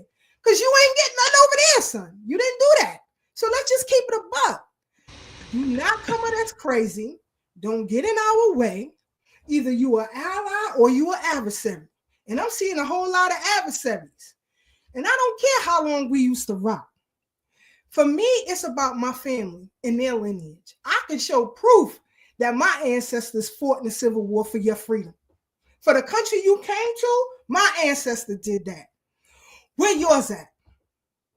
Where your numbers at? So I always say that. Where the numbers at? When it comes to inventions, science, you got Brother Carlton Jones in here. That brother is a mathematical genius. Where your numbers at? Because you ain't got no programs the way Carlton Jones got. And Jamaican students is coming over. They just as uneducated as we are. The comedian Black, what's his name? Black, whatever his name is. Michael Blackson? Michael Blackson, excuse me. He said, and I quote, he didn't know about enslavement of our people until he went to school here. He went back home to Ghana and said, why didn't y'all teach us this? Y'all never taught us that. So they don't come with the same ideology that we have. That's why Garvey said we have a rich consciousness that others do not have. Y'all don't rock with them. Y'all don't fight nobody. I'm sorry. When the last time you see the uprising in Trinidad? No, you don't. Now, when you look at the Congo, check this out. Let me tell you how the ancestors work. That's why you got to be in divine order with your own tribe. Look what's happening in the Congo right now. Total unrest. It is one of the most wealthiest, as far as mineral riches are concerned, countries on the planet.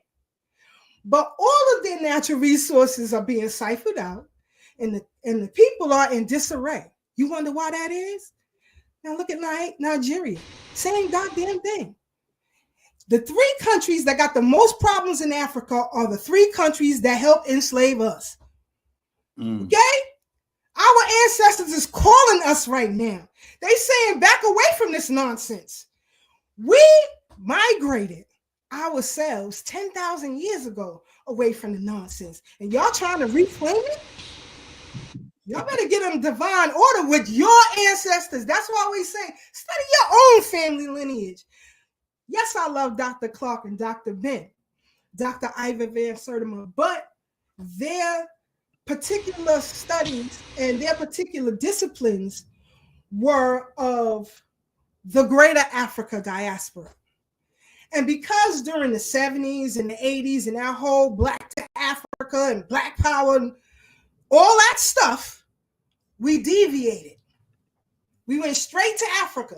I could tell you some great brothers and sisters who could give you a rundown history of the continent of Africa, but they can't tell you shit about St. Louis.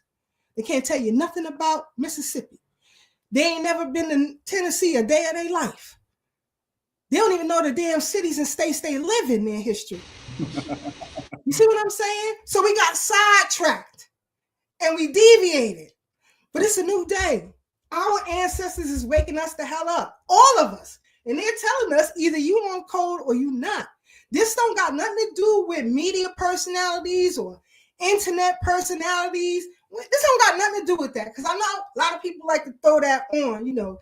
Oh, this is a Tariq Nasheed movement. Or this is a Professor Black Truth movement. Oh my God, speak to that, Sister Keisha, because I'm tired of people giving it to Tariq Nasheed.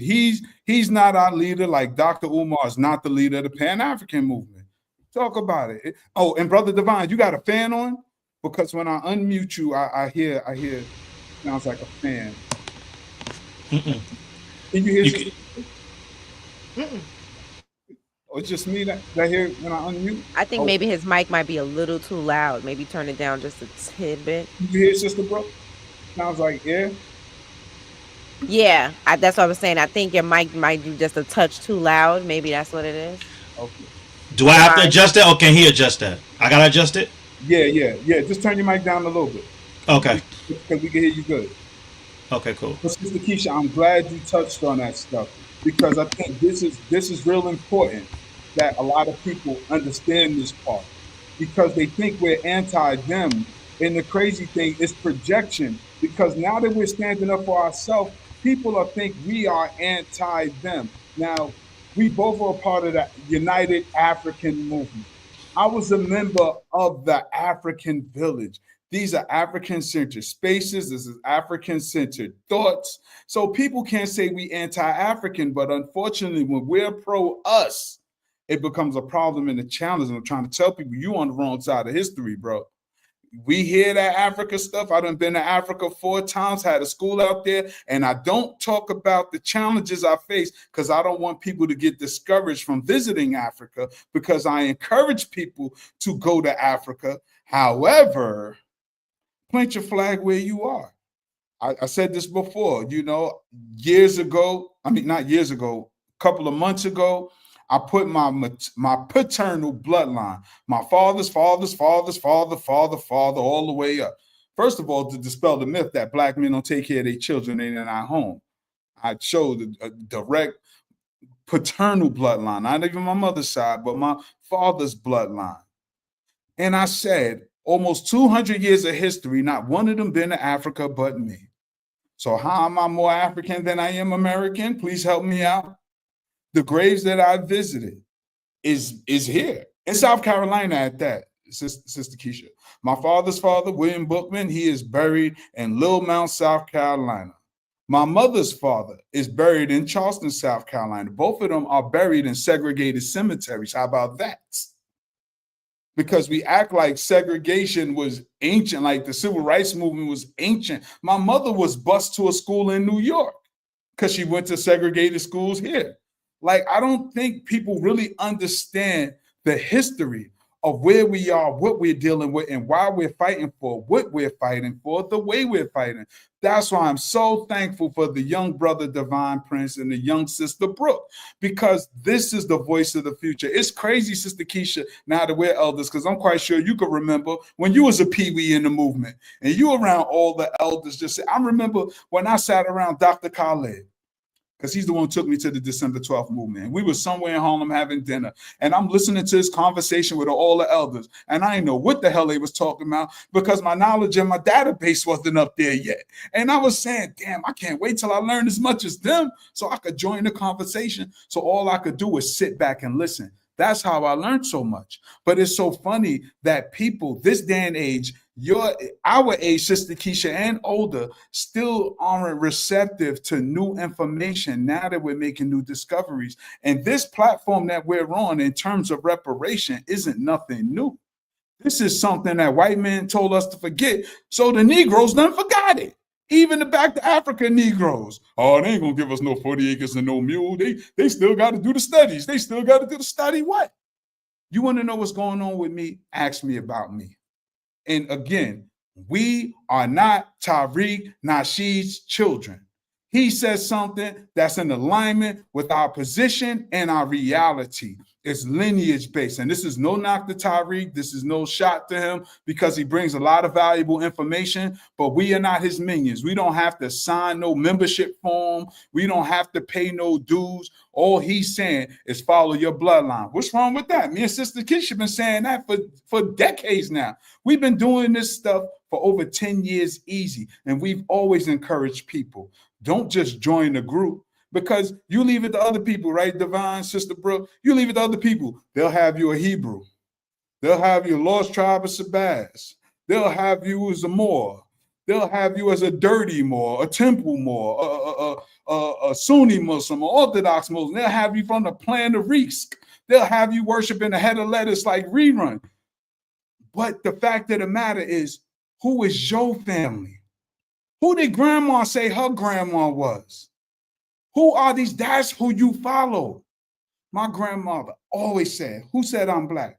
Who said I'm black? I went to the Schaumburg Research and Cultural Center, pulled up she was born in Halifax County, my great grandmother. She was born in 1910. Pulled up her birth certificate. It said Cherokee. She's recognized as an indigenous person. My grandmother's birth certificate said Negro. My mama said colored. Mine said black and my children said African American.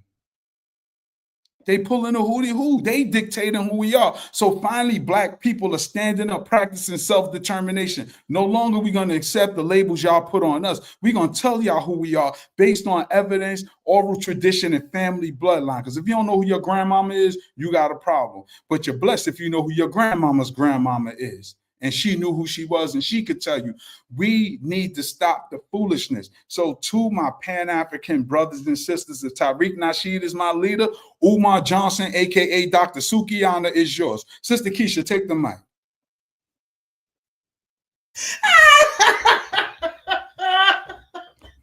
I'm over here rolling. Tad is a troublemaker for real.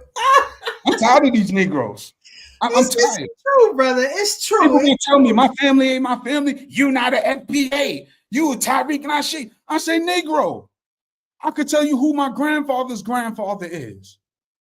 But I get it now, Sister Keisha. Some of these dudes don't know who their father is. So they already lost. So they run into the Hebrew Israelites putting on a Power Ranger costume. They run into the North with lampshade on their head. And again, this is no lock to the brothers and sisters that do that. That's y'all.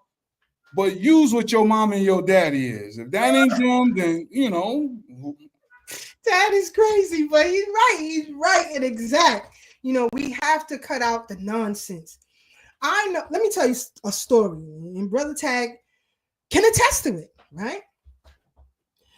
A sister that I know lives in Jamaica, very prominent businesswoman, and so is her son. Her son was unalived by the police over there. Come to find out, she couldn't get no help. Nobody would represent her. She couldn't get local media. Now, this is a prominent businesswoman. She couldn't get local media to write anything about it whatsoever. I took it upon myself. I created a video, brother. First of all, I had her on the platform several times to spread the information throughout Jamaica. So I told her, we're going to put something together, and I'm going to teach you how to embarrass your prime minister and your local media to get them on board with you, right? We worked together. I created a video for her son in his memory and everything that he was doing. Tagged the two top media companies in Jamaica, which is the Observer and the Gleaner, their prime minister, and their IMI police. That's their what we would call what do you call those police who investigate the police? We call them people. You know what I'm talking about. Internal affairs. Internal affairs, yeah. So it's their version of internal affairs. Now, within a couple of weeks, it started picking up steam, the video. I had the Jamaican Gleaner reach out to me, wanting to interview me about how I got all the information about this case. So I'm like, mother effer, I talked to the mother. I talked to people on the street. They asked me, when was I out there? None of your goddamn business.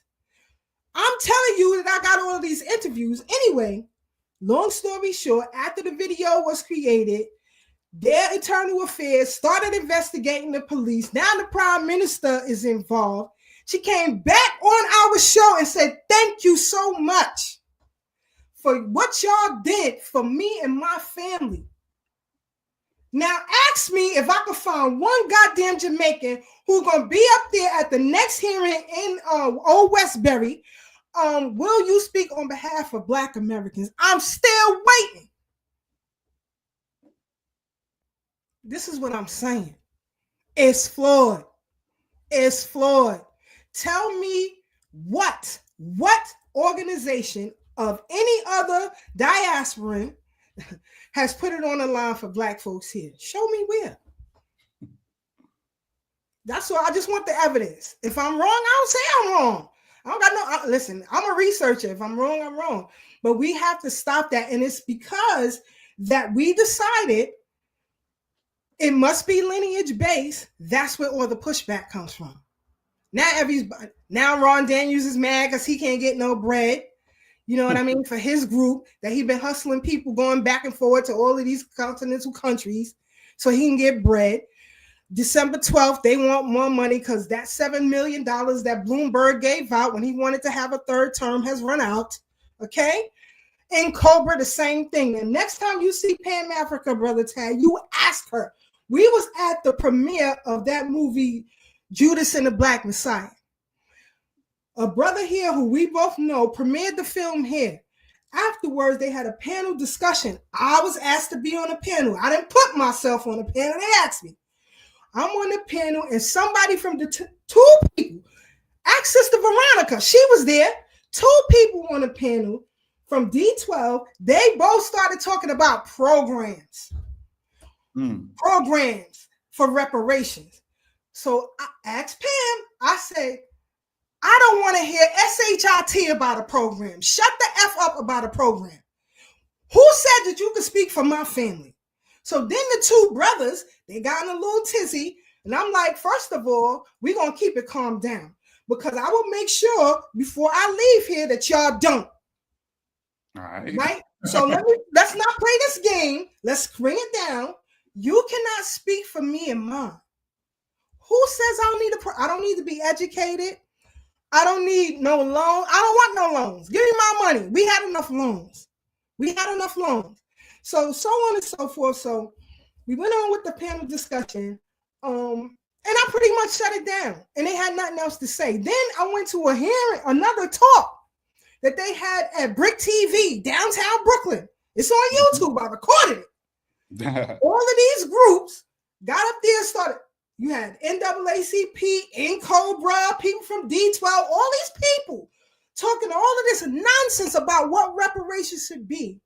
Everything but what we want. And so I said, Where did y'all get this from? Did y'all have a panel survey? Did y'all send surveys out to the community? Where did you get this from?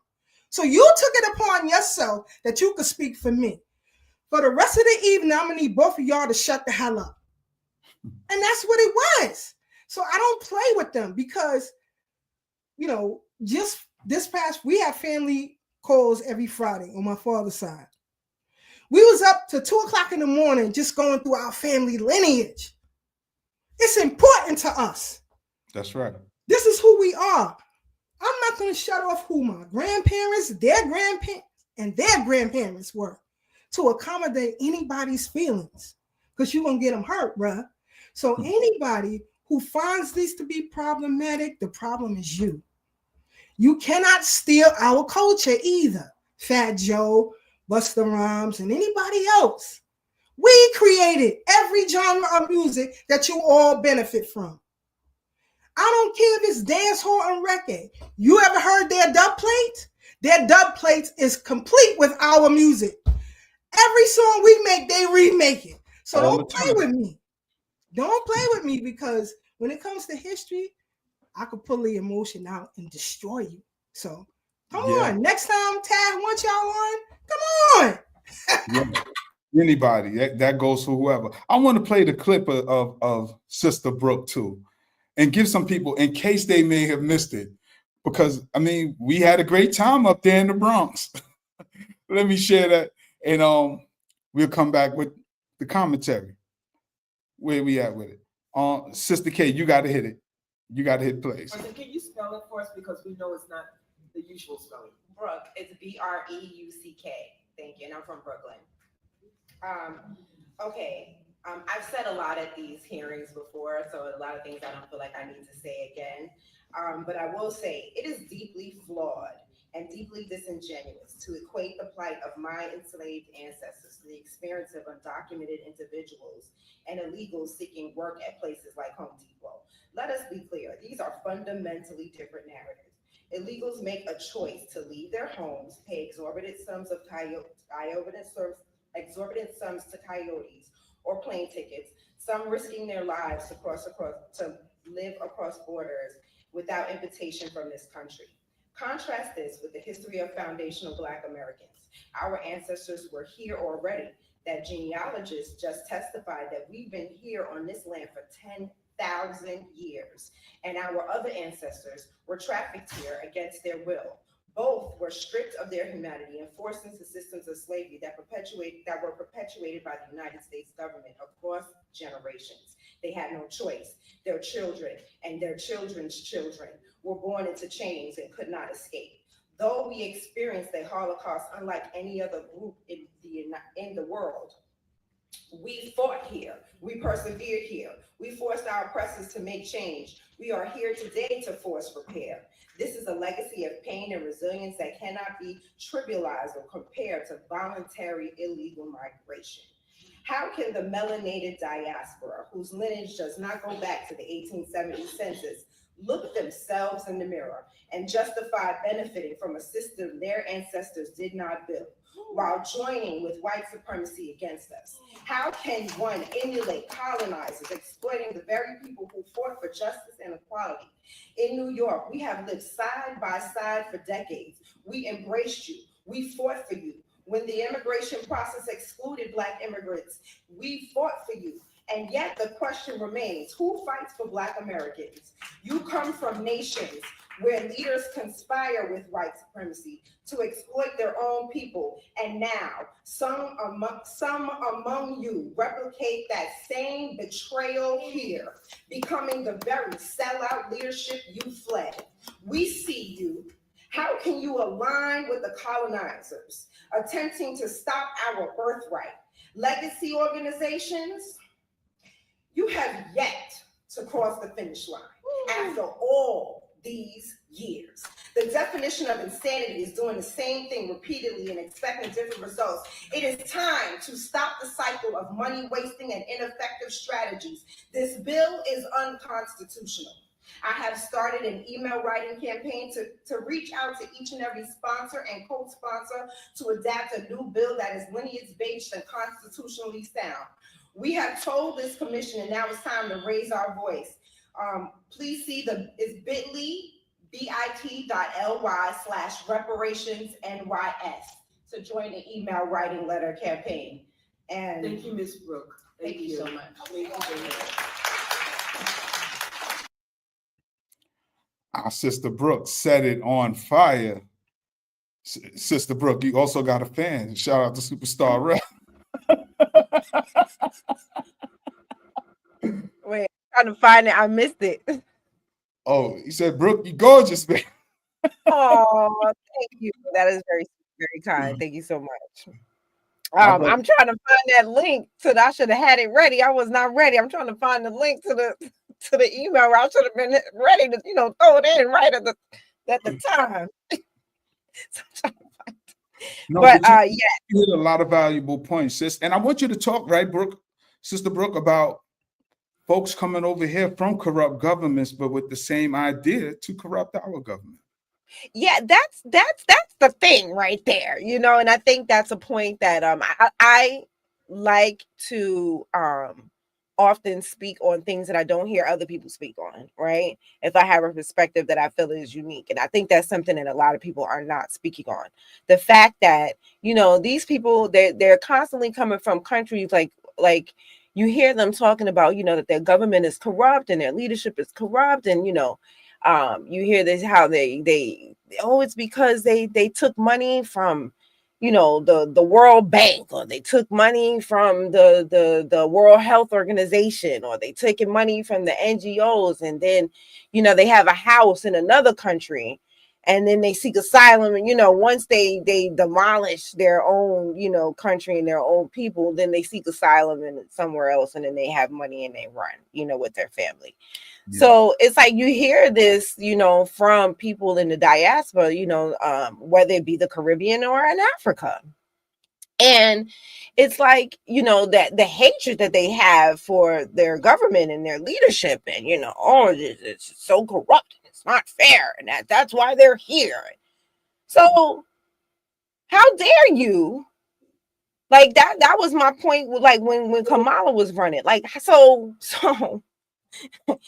you see the BS in your country, but you want me to close my eyes to the BS that y'all trying to do in my country?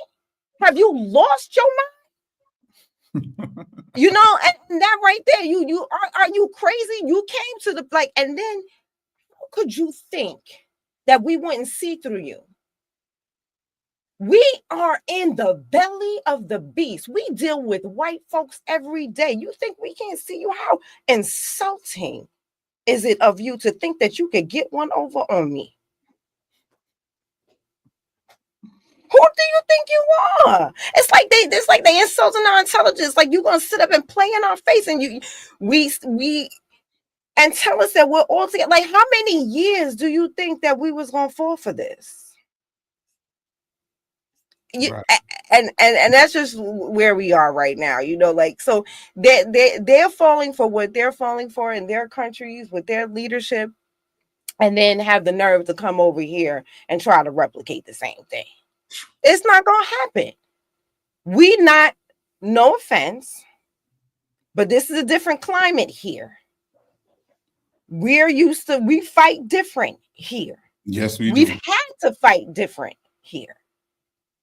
There's no tea, don't shade. We've had to fight different. So, it's not going to work. And we're going to knock this down every time you have a meeting. I'm going to be in your face.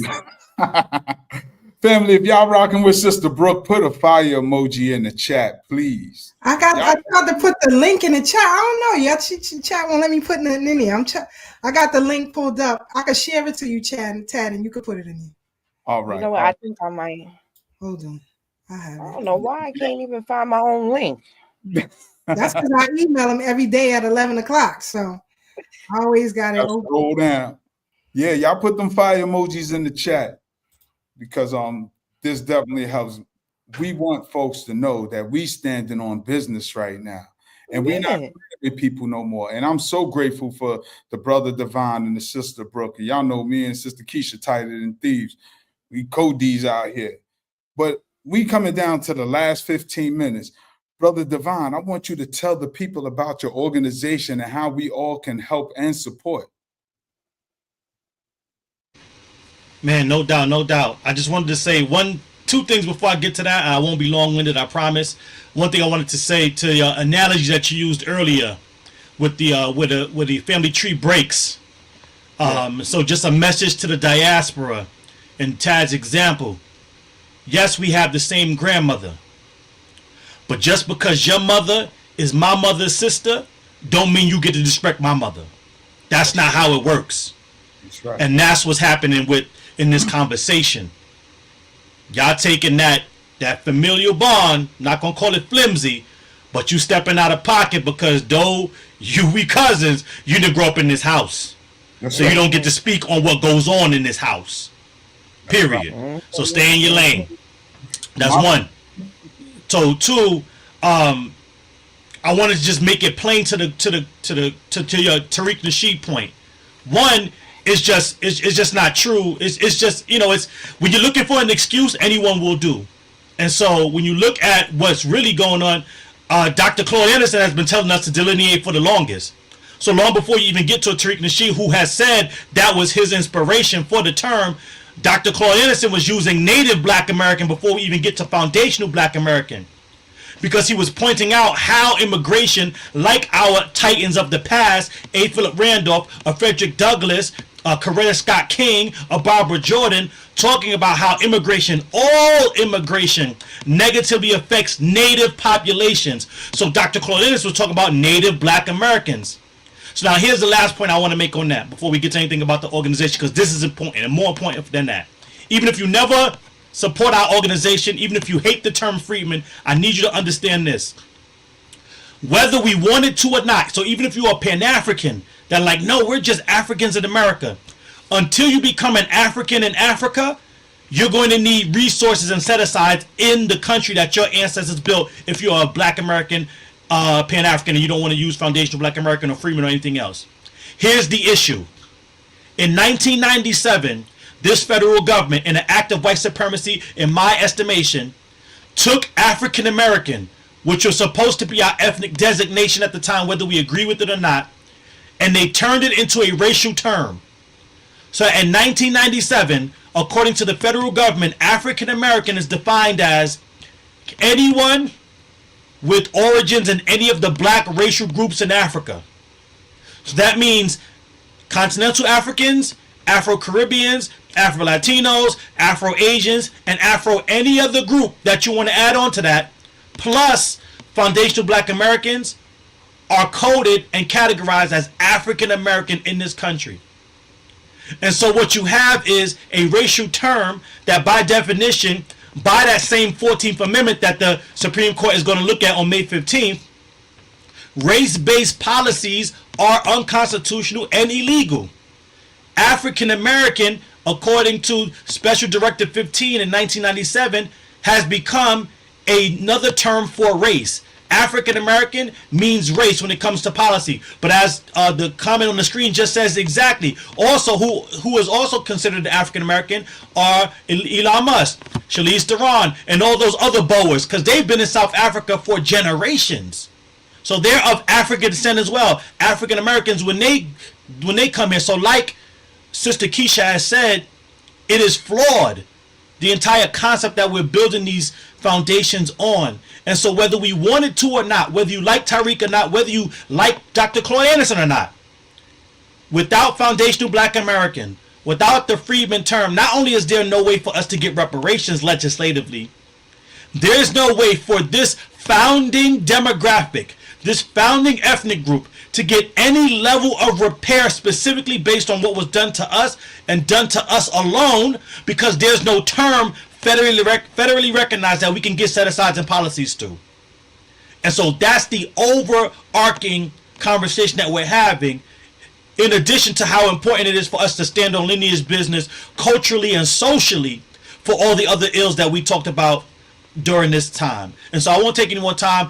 Yes, U.S. Freedmen Project, we're an organization, nonpartisan, so we're not beholden to the Democrats, we're not beholden to the Republicans, we're not beholden to the Green Party, we're beholden to the Black American community, foundational Black Americans. That's who we serve.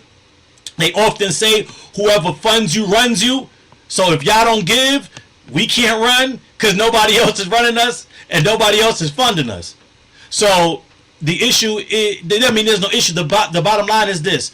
We are an organization that's fighting specifically and only for our people. And unfortunately, what we found through research is that we're the only organization in New York State that fights specifically and exclusively for those families that survived the horrors of enslavement in the U.S. and are owed the debt that this government put onto us. We're the only organization. That's sad, but it's exciting because it's a cultural shift. Similar to what we're seeing with the movie Sinners and the song Not Like Us, there is what I call a foundational Black American, a American freedman, whatever term you want to use, but it is a renaissance for this demographic of people. And so in a renaissance, you get art, you get cultural movements, you get everything that we're building, and it's coming together in the most fantastic way. And I'll end with this. Someone said in the chat, yes, it is a 501c3. So yeah, it is tax deductible, whatever you give. But I'll say this, right? In the same way we tell white supremacy, being pro-black is not being anti-white, right? In that same exact way, being pro-foundational Black American is not anti-African, it's not anti-Caribbean.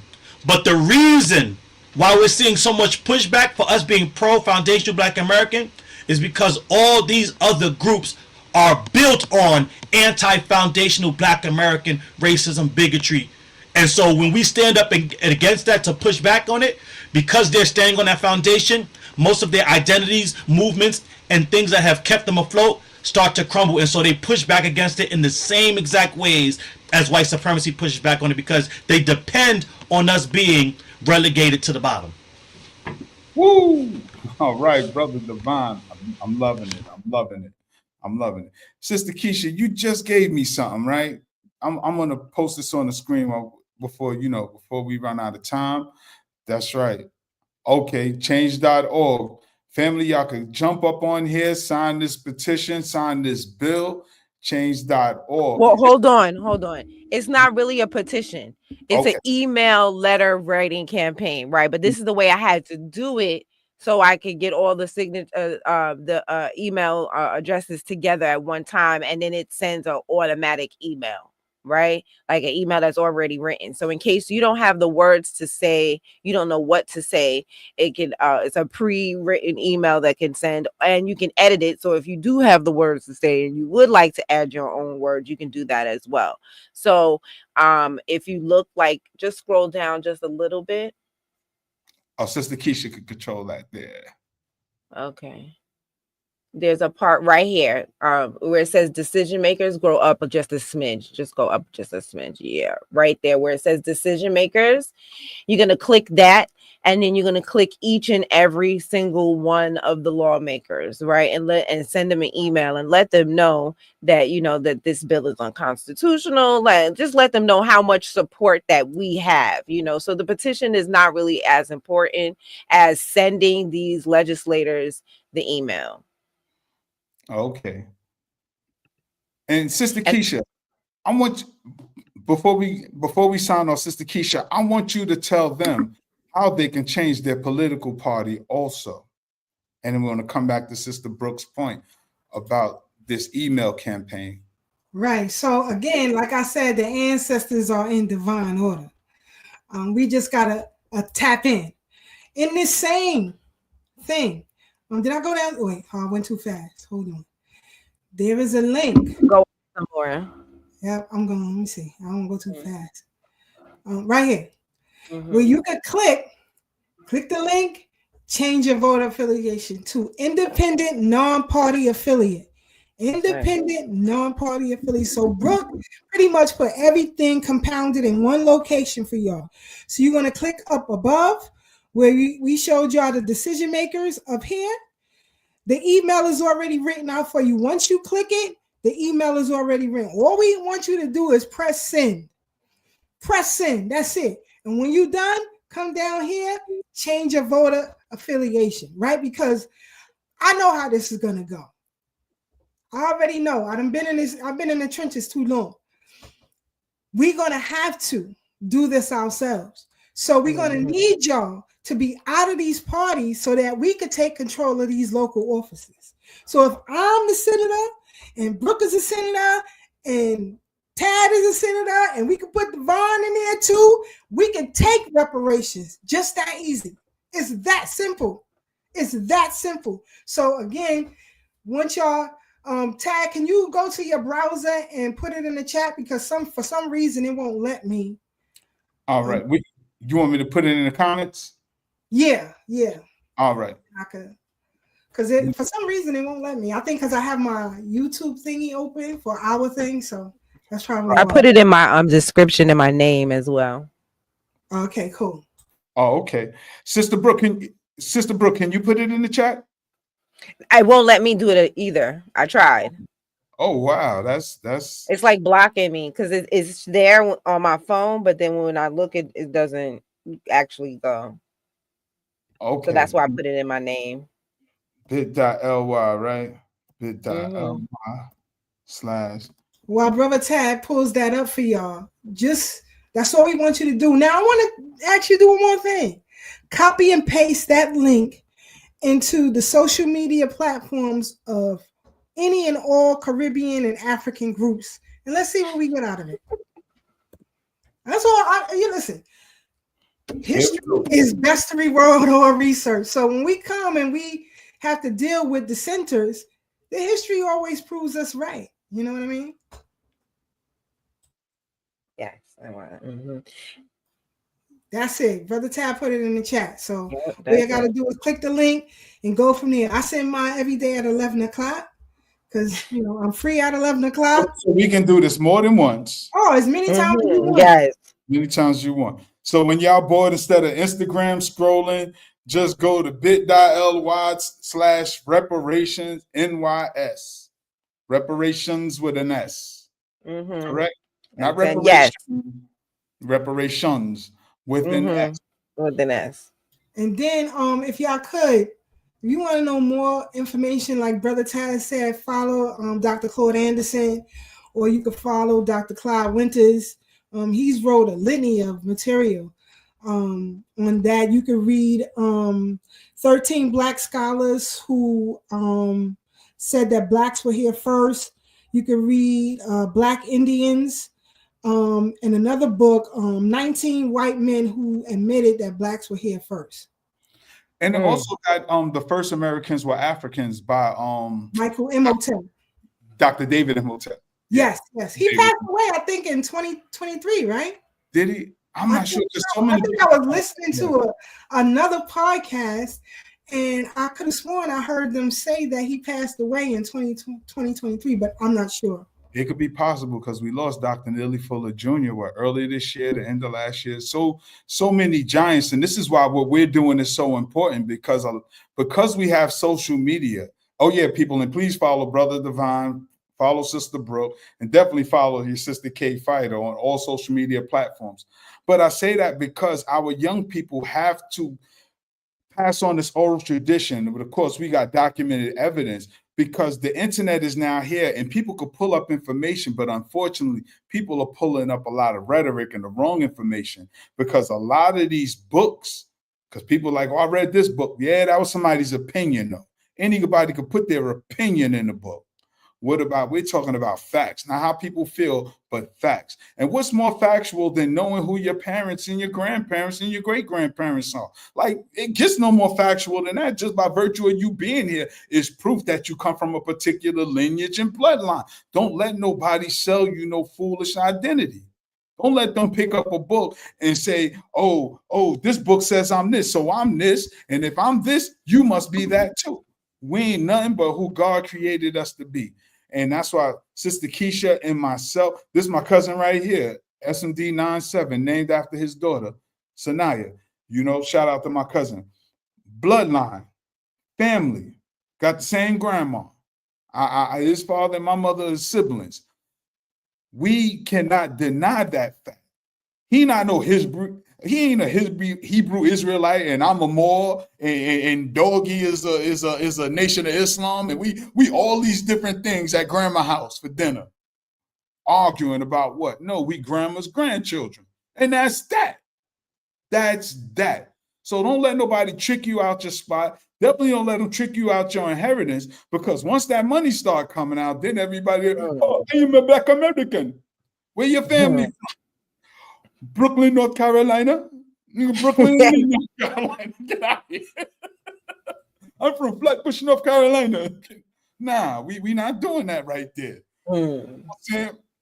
But family, it's been powerful. I'm so glad y'all can make it. I wish we could have had our brother Kash on, you know what I'm saying? Because that was a dynamic brother. I like his position. I like the lane he said he speaks specifically on, hopefully in the future. I wish our brother Gutter could have stayed long. I wish my brother, my Pan-African brother, could have been in on this conversation. You know what I'm saying? Not just so he could get this work, because he got the work too. Because us going back and forth on Instagram ain't cutting it. But he's still my brother, and I love him. We love you, Sean, babe. We love you, Sean. We just have to straighten you out. We love you to life, brother. You know, but anything y'all want to leave the people with before we bounce up out of here, y'all? Brother Divine, any final words in closing? Yeah, final word is you brought up South Carolina, and that's where my family's from, Sumter, and so on my father's side, and so just how powerful that is, right? Like what we're talking about, you know, just to even get out of all these racial terms and all this race stuff, we're talking about, like you said, finding out where your family is from. Because once you find out what your family is from, that gets at the heart of reparations, because reparations isn't for Black people, it's not for my family, it's not for your family, it's for all the families that are linked to what was done to all of our families.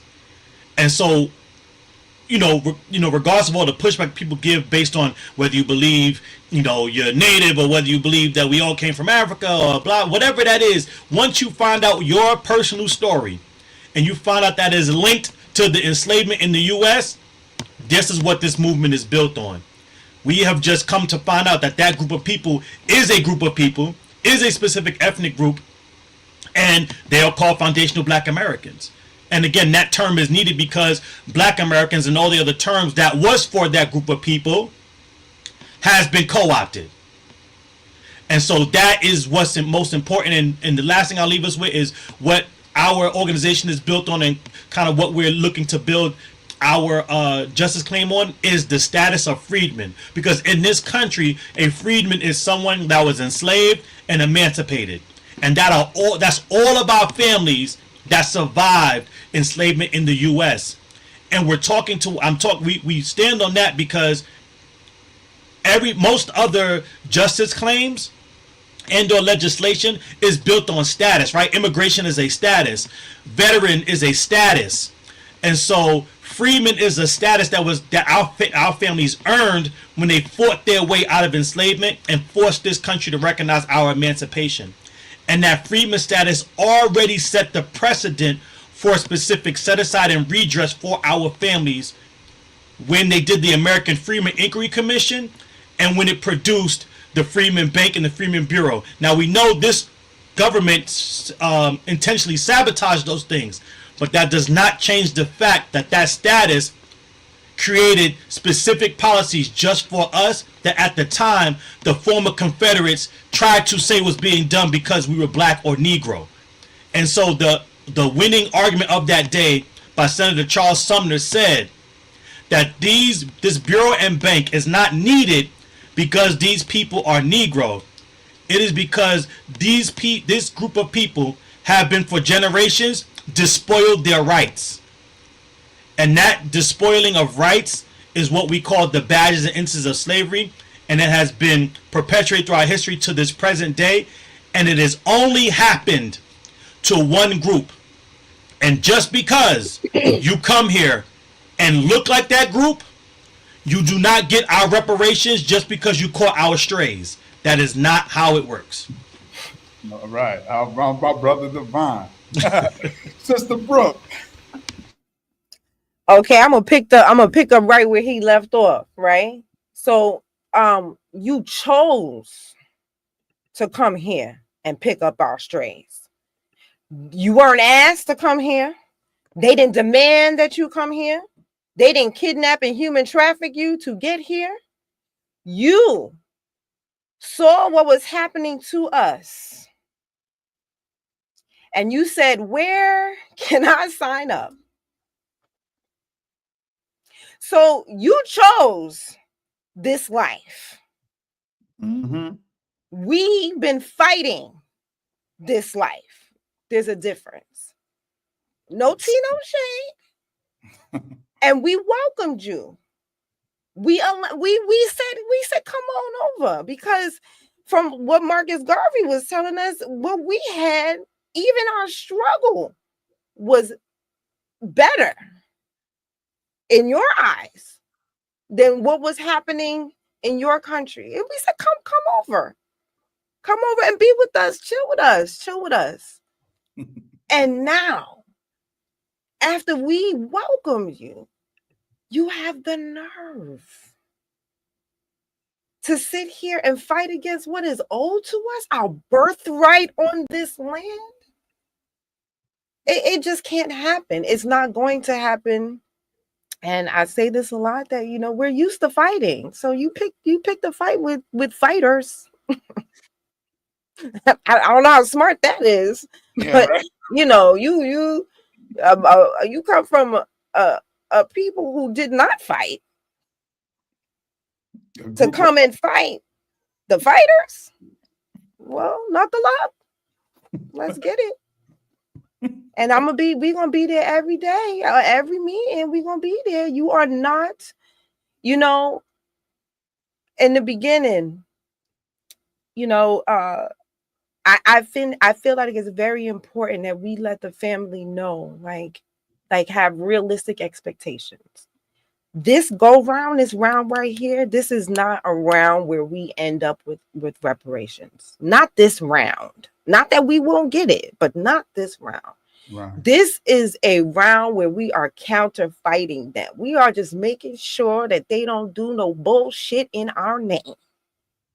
That they don't hop on our backs and ride us like donkeys anymore. To make sure that they don't sit there and enrich themselves off our struggle anymore. To make sure that they don't take the money and run back to their countries like their leadership does them. That's what this round is about. And that's why we are there, and that's why we are in their face. Not so I just want to make, you know, the family, you know, just give you some realistic expectations so that you're not deflated at the end of this process. Because this bill right here, that's why I keep saying it over and over, it's unconstitutional. So people be like, oh, you know, they didn't get enough time. Time for what? Heard. Oh, they didn't get enough funding. Funding for what? Oh, well, you know, the I've heard Brother Devon talk about they wanted him on the task force, and he said, for what? Be on the task force for what? The task force of unconstitutional bullshit? No, we're good. So we're going to be in your face letting you know every day that this is unconstitutional. It's full of shit, and we're going to let you know and rub it in your face every time we get a chance. Okay? And those that would like to fight for us, where are you? Hello? New York is full of how many people? Where are you? Hello? It is so quiet, the crickets.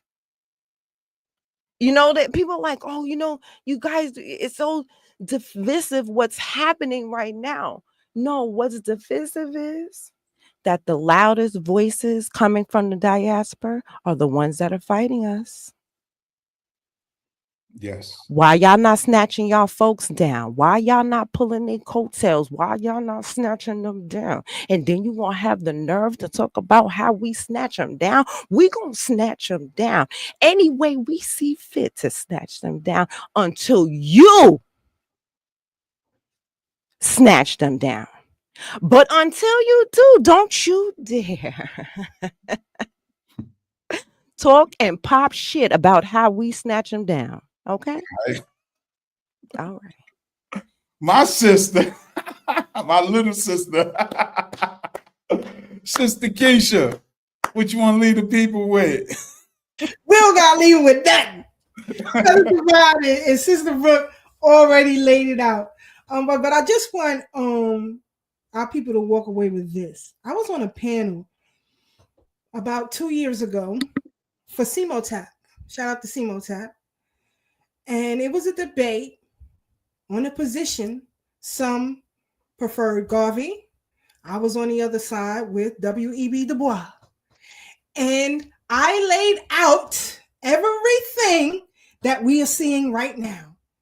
So if you go back to CMOTAP and you watch that debate, everything I'm saying right now is exactly what W.E.B. Du Bois said was going to happen. Go back and read. I'm telling you, read those letters. Listen, all of this stuff is available online for free.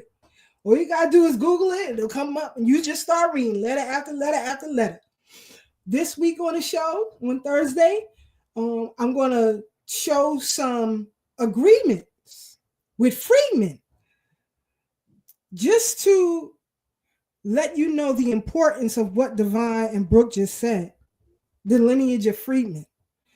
After emancipation, or so-called emancipation, if you will, there were contracts that were given to freedmen from planters, or whatever y'all want to call them. But even though the contracts were unjust, and we'll show that on the show on Thursday, but I just want to show some of these contracts so that you can see everything Divine said is about regarding our identity after enslavement. It's right and exact. There were contracts taken out on it. So when I hear people talk about other contracts, and that don't concern me. It's not me, bro. And maybe you over there, I'm not running around with no Muslims. I'm not running around with no Spaniards. If that's your thing, that's your thing. But I can prove otherwise by documentation. So tune in every Thursday, 8 to 10 p.m. on Thorough Black Talk, where we give you that real. And we are not just talkers, we are in the streets for real. And Brother Tad and I, we are elders in this thing right now. And, shout out to Dr. Randy Short. I hope you're getting better, bro. But he gave me an assignment, right? As my brother. He said, get Brooke and get her now. He said, I need you to guide her with your knowledge of history, sis. You have to be in the forefront of this thing with these young brothers and sisters. I didn't hesitate. You understand? Because there's a calling from our ancestors, and we can all sit on our hands now. And you wonder why folks is catching hell all over the place? We ain't catching the hell. The four of us ain't catching that kind of hell because we're in divine order. You're not in divine order. Research your family history. Go talk to the elders in your family. Collect all of the obituaries from everybody who passed on before. Start there. Then take some trips. If you can go to Africa, or you can go to the Caribbean, you can go to where great-grandma was buried at, where she passed away at, or where great-grandpa passed away at. Go to those archives and pull those things out. You can. It's your right. Do that. Put the same kind of energy that you had when those books written by Dr. Ivan Van Sertima were released. Those books by Dr. Joseph Vinyakanen was released. Y'all can't get Dr. Shashi McIntyre's book right now unless you got about $1,500. But try to find some work of hers, because everything that she said, we dealing with right now. Right now. And all of those Pan-Africanists, they wasn't rocking with her like that. I'm telling y'all that.